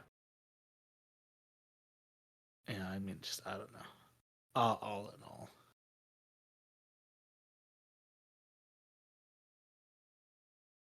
Musk is like the perfect character for the age, though, isn't he? Like this kind of fluffed up, very extravagant vision for money to be made and like some kind of technological utopia. But if you give it any serious scrutiny, it's actually just a horror show underneath all of it. Yeah, I mean it's at least a fun ride to be here for. But like, gosh, yeah, I mean he's nothing more really than like a character at this point. Like you can't make up half of the stuff that he does. It's just so wild.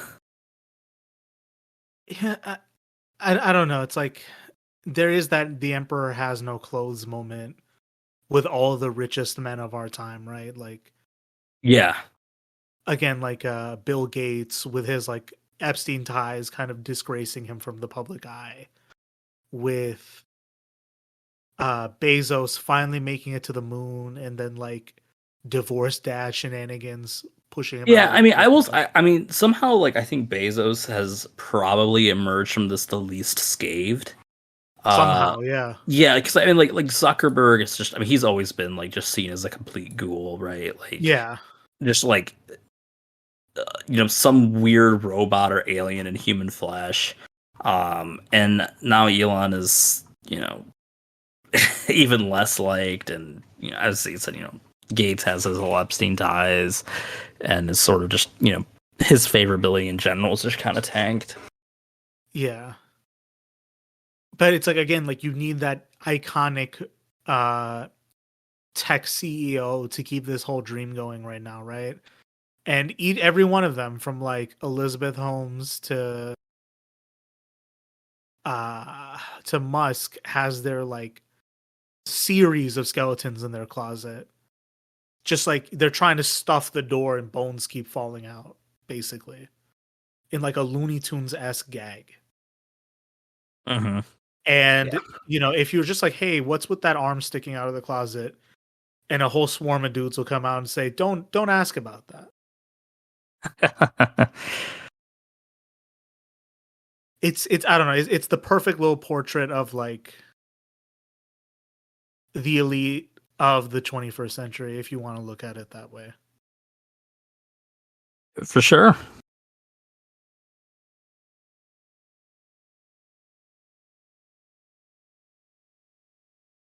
Let's see. Also on the list, let's see. I already mentioned Elizabeth Holmes. This was a point from John. He was supposed to make it. Sorry, we couldn't have you on, brother, but we'll have you on eventually. He brought this to our attention, so it's probably worth bringing up the anal beads chess scandal. Yeah, so I had heard a little bit about like this chess cheating thing. I didn't realize till more recently, how deep physically it really went. Yeah, it's just really weird. So I guess there's this guy who was like, I guess, collaborating with others to have like he had these anal beads that like would vibrate when like for to like indicate like the correct play.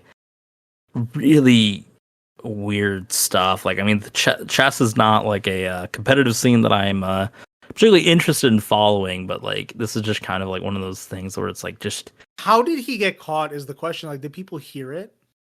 I don't know. Did his poker face fall apart? What happened? I mean, on some level, right? This had to have been like at least somewhat pleasurable for him, right? Like there had to be some reason he did this other than just like the discreetness of it, but like yeah. Oh my god. That's a commitment to win on a level, unfamiliar to most of us, but I'm pretty sure he got caught because it was happening loud enough in the game room. Right. I mean, I would imagine it's pretty silence. Quiet, right? Yeah, like drop silence, and then like just that vibrating sound. How I mean, how deep do they have to be lodged into there to like not hear anything? Like, I mean, that's why I don't know how far up it was in, and also like, I know like different sports have their like anti-narcotics and like anti right, yeah, right, and I know there's security at events, but like, how do you even check for that? Are they about to institute like what cavity searches at chess games? Who's to say? Yeah, we like spur those cheeks. Oh god. Oh boy. All I'm saying is like if we ever dismantle the TSA as a society, there will still be work.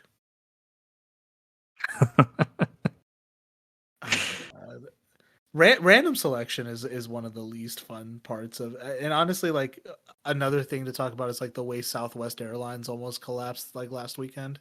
Oh yeah, like just another thing that like it kind of flew under the radar, pun not intended, but like it just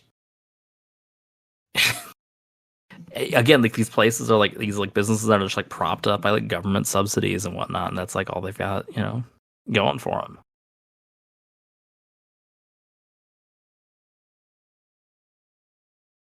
it's like, I don't know, I guess to add to like the general vibe of the year is like, yeah, things don't work like they used to. Are you gonna let that? How do you come to terms with that? And I think at some level, like the year of what was it called? The Great Resignation, right? Yeah. Um a big like recurring complaint from workers, in addition to like workplace issues and like difficulties in them organizing, was this like repeat sense of like entitlement and unfair treatment from customers. And part of it is like what's new about this, but then on the other hand, it's like if you've ever worked in service before, or like if you've even like been to like a restaurant or like a cafe like during that time, and you just see like people losing their shit over the wrong order, or like having to wait, or just being like unnecessarily like rude to service staff for whatever reason. And like I feel like we talked about with people who are gaslit in the greenhouse, this like addiction to being rude to service staff. I don't know Mhm. where that comes up with some people. There's something pathological about it. I feel like It's some of it mostly a has. boomer. It's a boomer Well, phenomenon I was mostly. gonna say I feel like a lot of it's like age related because I mean there's someone that I know who I mean they would cause some issues. I think they used to be a little bit more warranted. But like where like as they've gotten older, they've gotten more and more confrontational. So I mean, and like they're not a boomer, but you know, um they're younger than that. But like as they've gotten older, like it's one of those things where it's like I don't know what it is that just makes like old people grumpy. Then again, you know, we're in our 20s and we're kind of grumpy too, so we just don't take it out on wait staff. Be patient with government officials. They're working too. Oh my god, no, please don't make that DNC propaganda. Oh god, no, Wow. please don't make that happen. Don't make that happen. I've already forwarded this to Nancy Pelosi. Heard you're be taking over her as her PR guy at the first of the year. Wasn't she resigning? She resigned as leader, but Okay, she's okay. she's still around. It was funny because I was thinking like you know I was pretty sure her days in Congress are probably numbered. I think she'll probably go out the rest of this term, but retire after that. Possibly. Which you know I thought she would probably you know die in office, and I guess so did her husband's attacker. But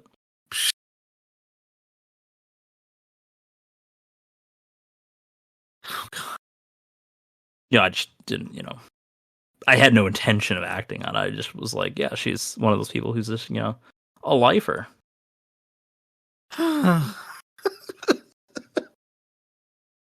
Dear God. What am I gonna do with this show? Okay. Got to keep making it. Yeah. Gotta have some outlet for this stuff. The content machine must be fed. So I got a few more points on the outline. I think I don't know, we talked about Twitter collapsing. It has yet to happen, but like this how many views are you getting per tweet feature is very annoying. Yeah, it's you know I think like mentally it was hard to adjust to like just like what you're looking at because like it's where comments used to be. Yeah. And like sometimes like I don't know, I mean I like reading threads. I don't necessarily want to contribute to them. Sometimes I do, but I like you know reading what people are saying. And then I'm like, oh, 109 people respond to this. And it's like, oh no, actually 0 people responded to this. And it's like it's just and I don't know, it's just like it doesn't make you feel good about yourself, like seeing like little views and whatnot. And it didn't do stuff retroactively either. So like nothing I have has like any views, but yeah, it is what it is. I mean, it definitely is making me like, okay, so 100 of y'all saw my tweets and only 5 of you liked it. What's that about? But yeah, like what's going on? I don't know. It feels like the perfect Musk thing to add, where it's like because he can't get like the approval he wants in one way, he can always point to like the number of views as like a high score for himself. But I mean, at the same time, it's like there is something to be said about like what is exactly like the role of social media is supposed to be at this point. Like, are we all just gonna keep rehashing these stupid like culture war arguments? Are we supposed to keep fighting with the same people about the same stuff? Who's to say? But at the same time, like, you know, Twitter is one of those places where like all your niche interests you can't talk about in real life, or like you just don't have friends who are into the same stuff. You know, you can talk about them with strangers on the internet. Yeah, You like can get into a group chat. someone pops in and is like, hey, yeah, like It yeah. it is that one thing where it's like, you know, it's definitely harder to put social media down once you start interacting with like different communities. Then it's like, oh, the dopamine's hitting at this point. Yeah, for sure. And yeah, it's interesting because it's like the views are like almost like the anti-dopamine, just because it's like, you know, you see views and they don't translate to anything else. Um and I also don't know like what counts as a view, right? Like if I'm just like scrolling through my timeline, is that a view? Like, I don't know. I assume it has to be because some of these numbers are rather huge. I refuse to believe that people just clicked on the tweet. I don't know. You know, it's like we all go through different stages of like hyper worry and then like hyper like lack of attention to the algorithm. Mm-hmm. But I think like the one thing that can always be said and should probably always like be in the back of your mind, maybe not like in a paranoid way, but just like in a way that grounds you, is like whatever algorithm they're using to run your social media platform is driving the experience to some extent. And Yeah, and on Twitter, it's been pretty fucked. it's Lately. been especially fucked lately, but like it was never that good to begin with at some level. Right. But now it's like I like it's so boosted towards like right wing folks. Like the minute he bought it, I was already like, it's like I don't follow Lauren Boebert. I don't follow these people, but like they're always at like the top of my feed now. That's how I felt about YouTube back in the day. Like yeah, I'd be watching like explicit like you could put on like the Soviet national anthem and then you would get a recommendation for Jordan Peterson for whatever reason. oh, you like politics. This is also politics. Yeah, for whatever reason.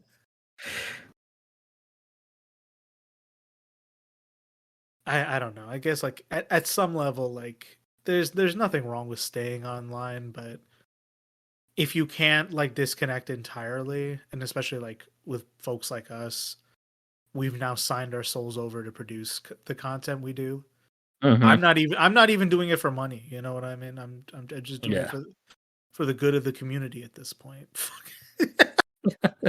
like at some level, like you can't just like produce content in a vacuum, and that's like one of those things where it's like, oh, if Twitter collapses, I'm just not going to get on a new site. But the discourse does happen in online spaces. It's also happening off the internet. How do you synthesize the two? That's something you got to bridge. Okay. Couple lighter questions before we get into our little editorial discussion. What are some highlights from this year? And I got films, music, etc. Well, I mean, professionally, I do have to say I got to highlight. You know, I got my dissertation proposal defense. I'm a PhD candidate, so one step closer to the degree. I got to teach my first class this year, so like those were all like I'd say highlights of the year. As far as like, you know, the recreational stuff, I finally only got to watch this movie recently, but I highly recommend The Unbearable Weight of Massive Talent. That is the Nicolas Cage. Nick Cage and Javier Pena in it? Yeah. It is. It's very good. Highly recommend it. That's probably like the artsiest-ish movie I've seen this year. As far as like more like the blockbuster stuff, like I think the Batman movie that came out this year was also very good. those would be some of my picks as far as films and whatnot and highlights. Yeah, honestly, anything with Pedro Pascal in it. I don't know why I said it. It was Pedro Pascal. Yeah. Once I saw it was him and Nick Cage, I wanted to see it. I still have yet to get around it. Definitely get around to it. It's very good. Like I had wanted to like see it a while, and I was like, "What streaming service is on?" I'm like, "Oh crap, I have to pay for it." But then I got the DVD for Christmas, so I watched that. Yeah, definitely movies were back this year. Like two films I really enjoyed were Everything Everywhere All at Once. It's a lot better than reviews are saying it is. I've heard it's pretty good. I just haven't gotten around to seeing it. I think for what it's worth, like it being like a low budget project and being as entertaining and as like dynamic visually as it is, it's really fun. Mm-hmm. Also the film, what is it called? Honk for Jesus, Save Your Soul was a really funny one. Trying to think what else in terms of highlights. I mean, I'm reading more, That's good. I'd say I have a better handle on like, mental health shit. So like I feel like I'm doing better, but I am dealing with alienation in the human experience just like everyone else. You know what I'm saying? Mm-hmm. Yeah. What's something new you got? New. I mean, I started my second podcast, MonsterPop. That was probably the biggest new thing I've done. Just kind of, and it's weird because I still don't really consider myself like a content creator per se, but then like when I like did the math, like between like the shows I've done with you, the shows I've done on that, and a few shows I've done with my brother on one of his projects, I was like, I've done a lot this year. For that, like I've put out a lot of content into the machine. Especially for someone who doesn't really identify it as like a full-time thing, but that's something that I've kind of gotten into more. I can't think if there's any like shows or movie or like anything else that I like really got into that I wasn't before. How about you? Probably most newest thing is probably like building Gundam models. I'm just gonna say that's true. That's been really, I guess, it started this year, right? Where you just really got deep into it. Yeah, I mean, there's something fun to be, there's something good to be said about doing things with your hands. Not the worst hobby for me to get into, and also just like getting over the hump that some people have with reading. Like I used to read a lot as a kid, and then like my go-to excuse, especially after I graduated, was I read so much I that like it's not fun anymore. But I think the biggest thing to start reading more is just pick it up and like be nice to yourself and just get as far with it as you can. Instead of reading about those arbitrary numbers. Yeah, I mean it's like one of those things where like I mean reading, even gaming too to an extent like that I've been bad about, and just like work and research in general too is it's like it's kind of hard to like really like sometimes it just feels overwhelming with the amount of stuff that like you have to / want to do, and it's like hard to like settle on what to do at a given moment. But like once you're able to like get into like that groove, it is satisfying to be able to like read through a whole book and stuff like that, like and finally get through that and commit to doing stuff. For sure. And like I don't know, I guess like the biggest piece of advice I got for anybody coming into next year is like, unless you really have a reason to be hard on yourself, don't do it. I think like most people give up on shit because like in addition to like the setbacks with like failing at something they're new with, or the difficulty of starting a new project, they're also like just going in with like an intense amount of pressure to be perfect or like get it right the first time. And then when it obviously doesn't happen, they'll get into like I'm a piece of shit, I'm gonna fuck up, I'm never gonna do it again. And that's not a recipe for success, folks. Yeah. That is my unironic advice for 2022 and 2023. I guess this has been like something I've been putting off for a second now, but I guess this is probably a good space to maybe like transition into an end with this question, right? And I think we tried to do this a couple episodes ago, and I left it off the outline, but I think it's been on like 5 outlines that we have done, and we just haven't really gotten to it. yeah, it's a big question to ask, but I guess like, with a year in review and then like facing down the barrel of 2023, maybe it is. Well, into the spirit of 2022, I think we're actually going to end the episode right here and skip this. No, but all seriousness, let's yeah. I mean, we've already gotten like 2 hours in, so we're definitely ending off the year with another 2-hour plus episode because we care. We know y'all want more slop, so let's get into this. Because we've talked about like grifters, we've talked about like the bizarre like political journeys that certain figures in media have taken, right? So let's try to maybe divorce politicians or specifically like electoral politics from this question. Yeah. But what is left media supposed to be in 2023? What's our role in not joining the grift? And above that, is there anyone worthy of praise and anyone worthy of scorn in this space?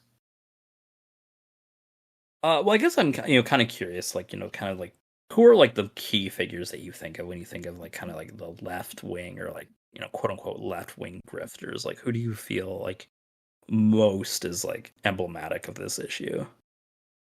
So there's a lot to unpack with this question, right? And this is probably why we didn't get into it, but like especially with the collapse of like the Socialist Party in America, with the fact that like whatever you can consider left wing or progressive has kind of been like chewed up by the Democratic Party in certain constituencies. And that also just like, political participation is somewhat limited in the United States, right? Like what you can consider the intellectual or like more self-involved left has always kind of like been pushed into academia and then limited publications and media outlets of varying persuasions and varying degrees of the intensity of their content and also the integrity of their content. So, I mean, I'd say like, Democracy Now! Is probably like the oldest example people cite. What was that one show that Sam Sater was doing? Current one? Majority Report? Or Majority Report. That's his YouTube live stream, right? Yeah. Yeah, there's like there's those that people cite. There's like a bunch of like talk radio and talk like stream shows. The Young Turks is one that people will point to a lot, and that's probably where like a lot of grifters did get their start, if you think about it, right? Yeah, I mean it's kind of I don't know. I mean, like I haven't watched them in forever. In years. Yeah, I mean it's to me they represent like I mean like obviously like yeah like you're kind of right. It's sort of like this. I don't want to call it a breeding ground because it makes it sound like they're the ones like that has like an environment that's inherently creating. But it's a deregulated brand. You know what I mean? Yeah, it's like it's kind of like this weird space where it's sort of like where a lot of them get their start. But I think like what they're most guilty of really is just kind of going hard into like just, in my opinion, like clickbait, basically. Pretty much. You could that is their biggest thing. It is clickbait. These like weird like inflammatory titles. Yeah, like let's just pull up like their channel. Like what do they got? Like if they're still around, oh my god. Oh, they're definitely still around. I know that much. I haven't watched them, but I know like I see it pop up. Um, Okay, Trump here we loyalists go go. after Sean Hannity. Testimony. These Trumpets. I mean, these are actually not as bad as I was expecting. Some of them usually get like, and I don't. I mean, maybe it's to some extent. It's like, some of the ones where it's like they own so and so. Like maybe it's just because like that's just what the algorithm picks up, and like if you want to sort of inject yourself into like this space of like, where the right wing is, like you kind of need to, use some of their marketing tactics and whatnot. I don't know. But yeah, I haven't really like given anything their content like an earnest viewing in some time. I'll check out the majority ports sometimes, but that's about like it as far as like these like the more larger Journalist ones. unmasked CNN on CNN. Unmasked in all caps. Yeah, there's Republican a lot Senator of all caps. Yeah, definitely like what is this? Republican senator proposes a bill to ban all porn, all in capitals. Like, Yeah. I don't know. It's like first to begin with, right? Like, who's the guy that like we've definitely railed on in the past? Jimmy Dore. Jimmy Dore got his start here, Yep. if not before. Didn't Dave Rubin also work here for a hot second? Which makes you like wonder, are they just like awful at like vetting the people that are they just like, oh screw it, like big umbrella, just throw anyone any random guy on here. On the one hand, like there is like my general thought, right, is like because if you don't have like a organized party for the left in America, there's no party line for people to like hold on to as a standard.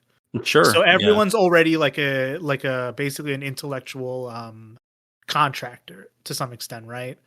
Yeah. But then at the same time, like where do you draw the line between like the average amount of weirdness that Americans have in their political views? And where do you draw the line at, like wolves in sheep's clothing kind of deals? And where do you also just draw the line between like people who are stupid or like have something to gain from like problematic coverage of a certain thing? Like you kind of see that with like TERFs. That was the pandemic market, right? I mean, TERFs. TERFs, the pandemic market. You even got like the weird like pro police like people like Matt Taibbi like threw his credibility in the drain. Oh yeah, pro police for whatever reason. Yeah, I hadn't seen as many people do that for profit as I had like those other things where it was like very clearly like this is just their brand.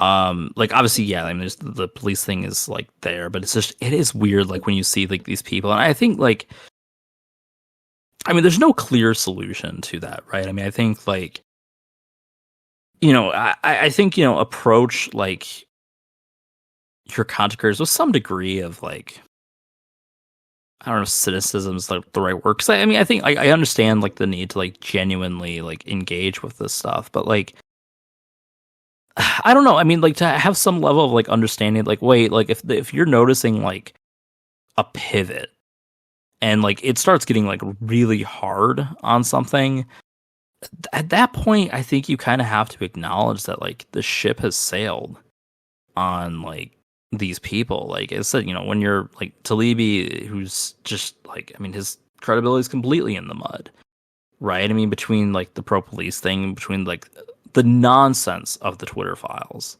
right, where it's just like I mean, it's like the best.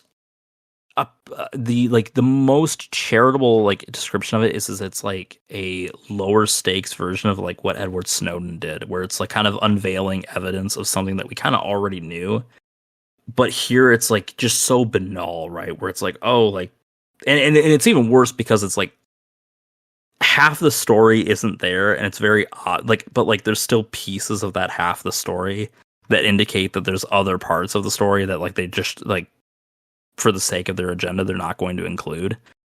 Yeah. And it just makes it all the worse. And I mean, Jimmy Dore, I mean, like, again, like kind of just someone profiting off like COVID and stuff like that, and whatever else like his grift is.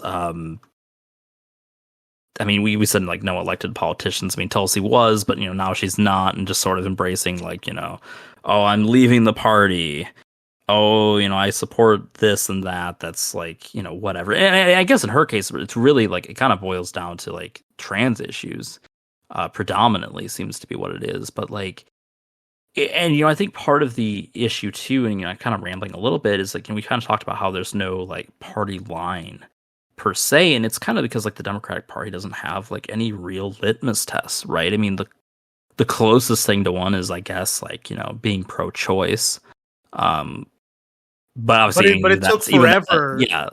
And even that's a little suspect that's like a proper line in the sand, because you do have that one guy whose name escapes me right now, who the leadership supported despite his pro-life stance.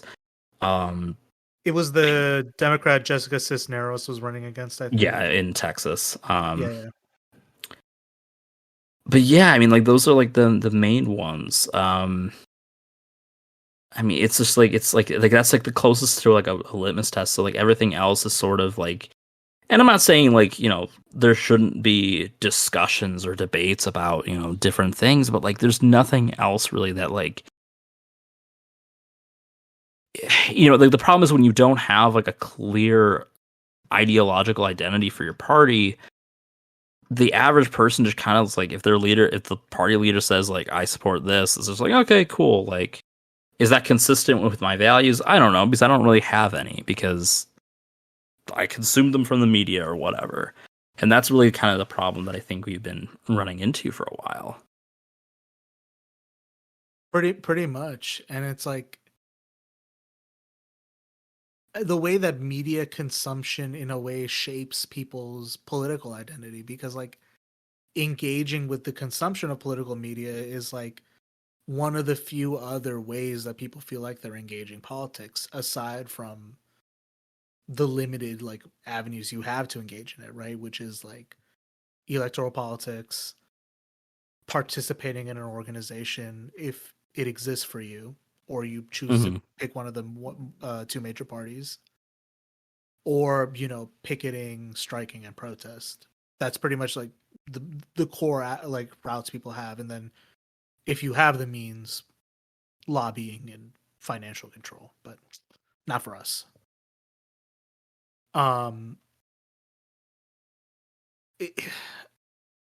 The way, even like in the more sectarian left, right, like the amount of people who will call themselves Marxists because they watch a certain like Twitch streamer, right, is one thing. Even like there's beefs on Twitter between like the fans of one podcast like fan base and another and shit.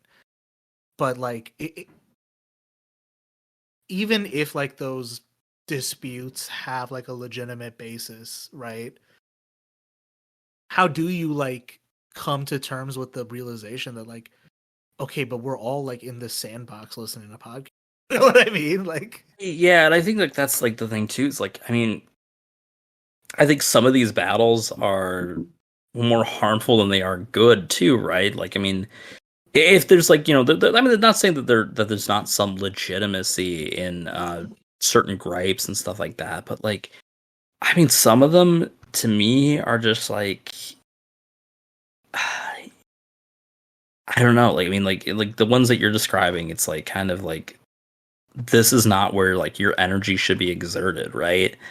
And on some level, I mean, like, I guess there's there are issues with like the platform that people have, right, and like how they use it and stuff like that.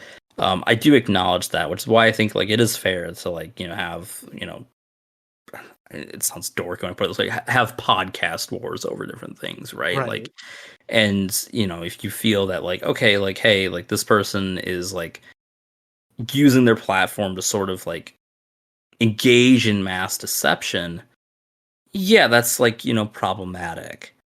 But yeah, I don't know. I mean, I think that kind of sums up my thoughts on that. Yeah, and even like I'm just trying to think about like the most recent. One part of it is like I'm not paying attention to some of this stuff anymore, right? But I think Sure. the last like big action oriented grifter you could even point to, right? Like, Glenn's kind of in his own wilderness of mirrors. Matt Taibbi's in his own wilderness of mirrors. Yeah. Uh all the independent. I mean, Caleb Maupin and like the Infrahaz guys. Oh man, that's a rogues gallery, but they're all just you idiot point. I don't feel like they're dangerous the way they used to be.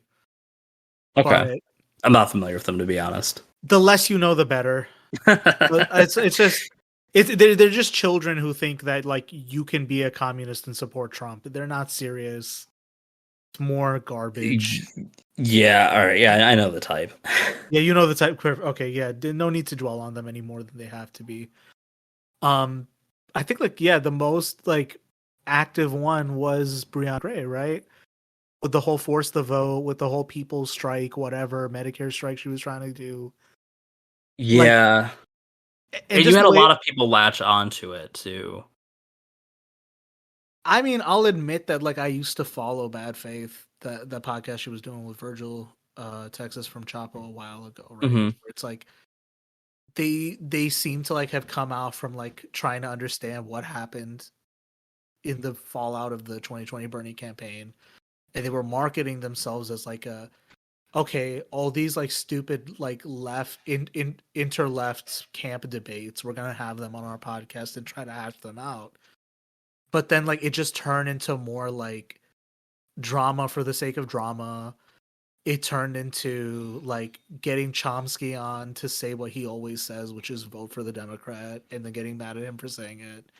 It turned into like rehashing Bernie versus Warren beef, and then like defending Jimmy Dore, who was eventually going to go on to like propose a red brown alliance. Like, regardless of whether these people believe what they're saying, like the fact that they're doing it for clout and for money should like be all you need to be like, okay, I need to pick up a book. I need to maybe just do something different. You know what I mean? Yeah, I mean, absolutely. I mean, that's kind of like the crux of it, right? Is it's like, and I think, a lot of like, I don't know. I mean, like for me, like I've always felt like it's relatively easy to identify like these folks, right? Like it shouldn't take that long before you realize that like, oh hey, like they believe some weird stuff. I mean, like force the vote and whatnot. That was a while ago now, but like, yeah, I think they that really had one, people thinking they were doing something.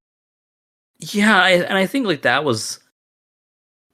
to me was like a major letdown. Not in the sense that like, oh man, like I really wish they forced the vote, like 'cause I thought that was dumb, but like it was just the idea that like it was there's this like prescriptive action that they're recommending that doesn't really like solve anything, doesn't really accomplish anything other than like kind of this create a pseudo scandal within like the Democratic Party that I don't think really changes anything. If anything, like it probably opens up the people who forced the vote in Congress to get ousted, if anything. And I think like it was like I don't know. I mean, like if you have gripes with the Democratic Party and whatnot, I mean that's completely fair and legitimate. But like I think that like your issues with them largely boil down to like, at least on the left, comes down to like their lack of action, right? And if you want to take action that goes beyond that, like you need to look outside of electoral politics. In my opinion, like you need to find ways to like engage with it, either kind of, I mean, there's a number of ways you can do it, and a lot of them are not necessarily the most feasible and definitely impossible on your own, but like those are like I think those are way more worth like the energy of a coalesced movement rather than trying to pressure Congress to vote on a bill that you already know is going to lose, but it will reveal supposed like silent defectors. Yeah, it's also the kind of thing where it's like, oh, it's going to put people on the record. I mean, if you already had suspicions about somebody, wasn't that enough? Especially at the electoral level, like, well, and like, and the thing is too, it's like the people that you're suspicious of that like are like the ones who said they would vote for it, but in theory, they wouldn't when they're actually forced to. If they know it's going to fail, there's no harm in them just keeping up the facade. And I think that's like the joy of the grift, basically, right? Is that you're selling dreams to people that like they make them feel like Yeah. they're part of something, and like, I mean, there you go. Like, they were making bank on Patreon for a hot second, and like, I don't know how that podcast is still doing. I don't tune in. I don't want to know anything about it. But even like to tank like a former capo for like allegations of improper conduct, and have that guy disappear off the internet and still be like doing this bizarre podcast shit. I mean, my God. Yeah. And even then, it's like the thing with these grifters is like it's always the same thing. It's always the same like 10 things. It's like there's got to be like a bizarre amount of like letting a right winger speak like unprompted, unchallenged. There's that. There's like like toothless action that you can prescribe to someone but make them feel like they're doing something. Mm-hmm. There's of course like the their pet issues like turf shit, being pro cop but being not pro cop when like the situation calls on it, and just like always sniffing where the money's at is it's definitely the warning signs. And I think like the biggest warning sign, if anything, is like someone who's not willing to admit they don't know everything. Yeah, I think that's fair. Like my favorite shows are hosted by people who like will just start the podcast like, I don't know what I'm talking about, let's go ahead. Or it's like, oh, this is the scope of my research. I will take questions, but like let's start here first. Like there has to be an awareness of the fact that this is a group effort. You can educate, you can share info, but there's a limit to what you can know. And there's, I don't know, like I feel like the biggest failure of both of Bernie's presidential runs, and this may be like my most cynical take in this episode period, is there is now a new lane in this left media ecosystem, in this political consulting ecosystem, whatever you want to call it, for a progressive / left-wing brand. And that's probably why like someone who's like a chameleon like Tulsi jumped in at the first jump, and then like once the turf money started pouring in, then decided to go to Tucker Carlson. Maybe. Yeah, probably... and it's so weird too, where it's like, I mean, I've noticed like too, there's like this push where it's like, I mean, the most charitable way is that they're just like accelerationists that like, supporting the GOP so hardcore will like force like leftists to like rise up in rebellion or whatever, which is a little bit of a pipe dream.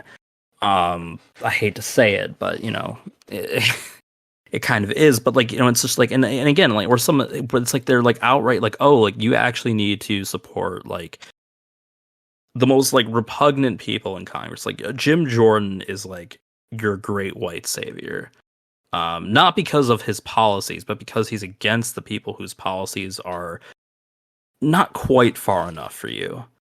And it's just so weird where it's like that's sort of the like I don't know, it's like I just don't understand, like, I mean, I don't understand the psychology of the people who actually buy into that, where it's like, oh yeah, like that's a really good point, or like, like some of them at least are a little bit more mask off on the turf issue, not that excuses them for their position on it, but they're at least like, like, okay, yeah, like this is why they feel that way. It's because they're,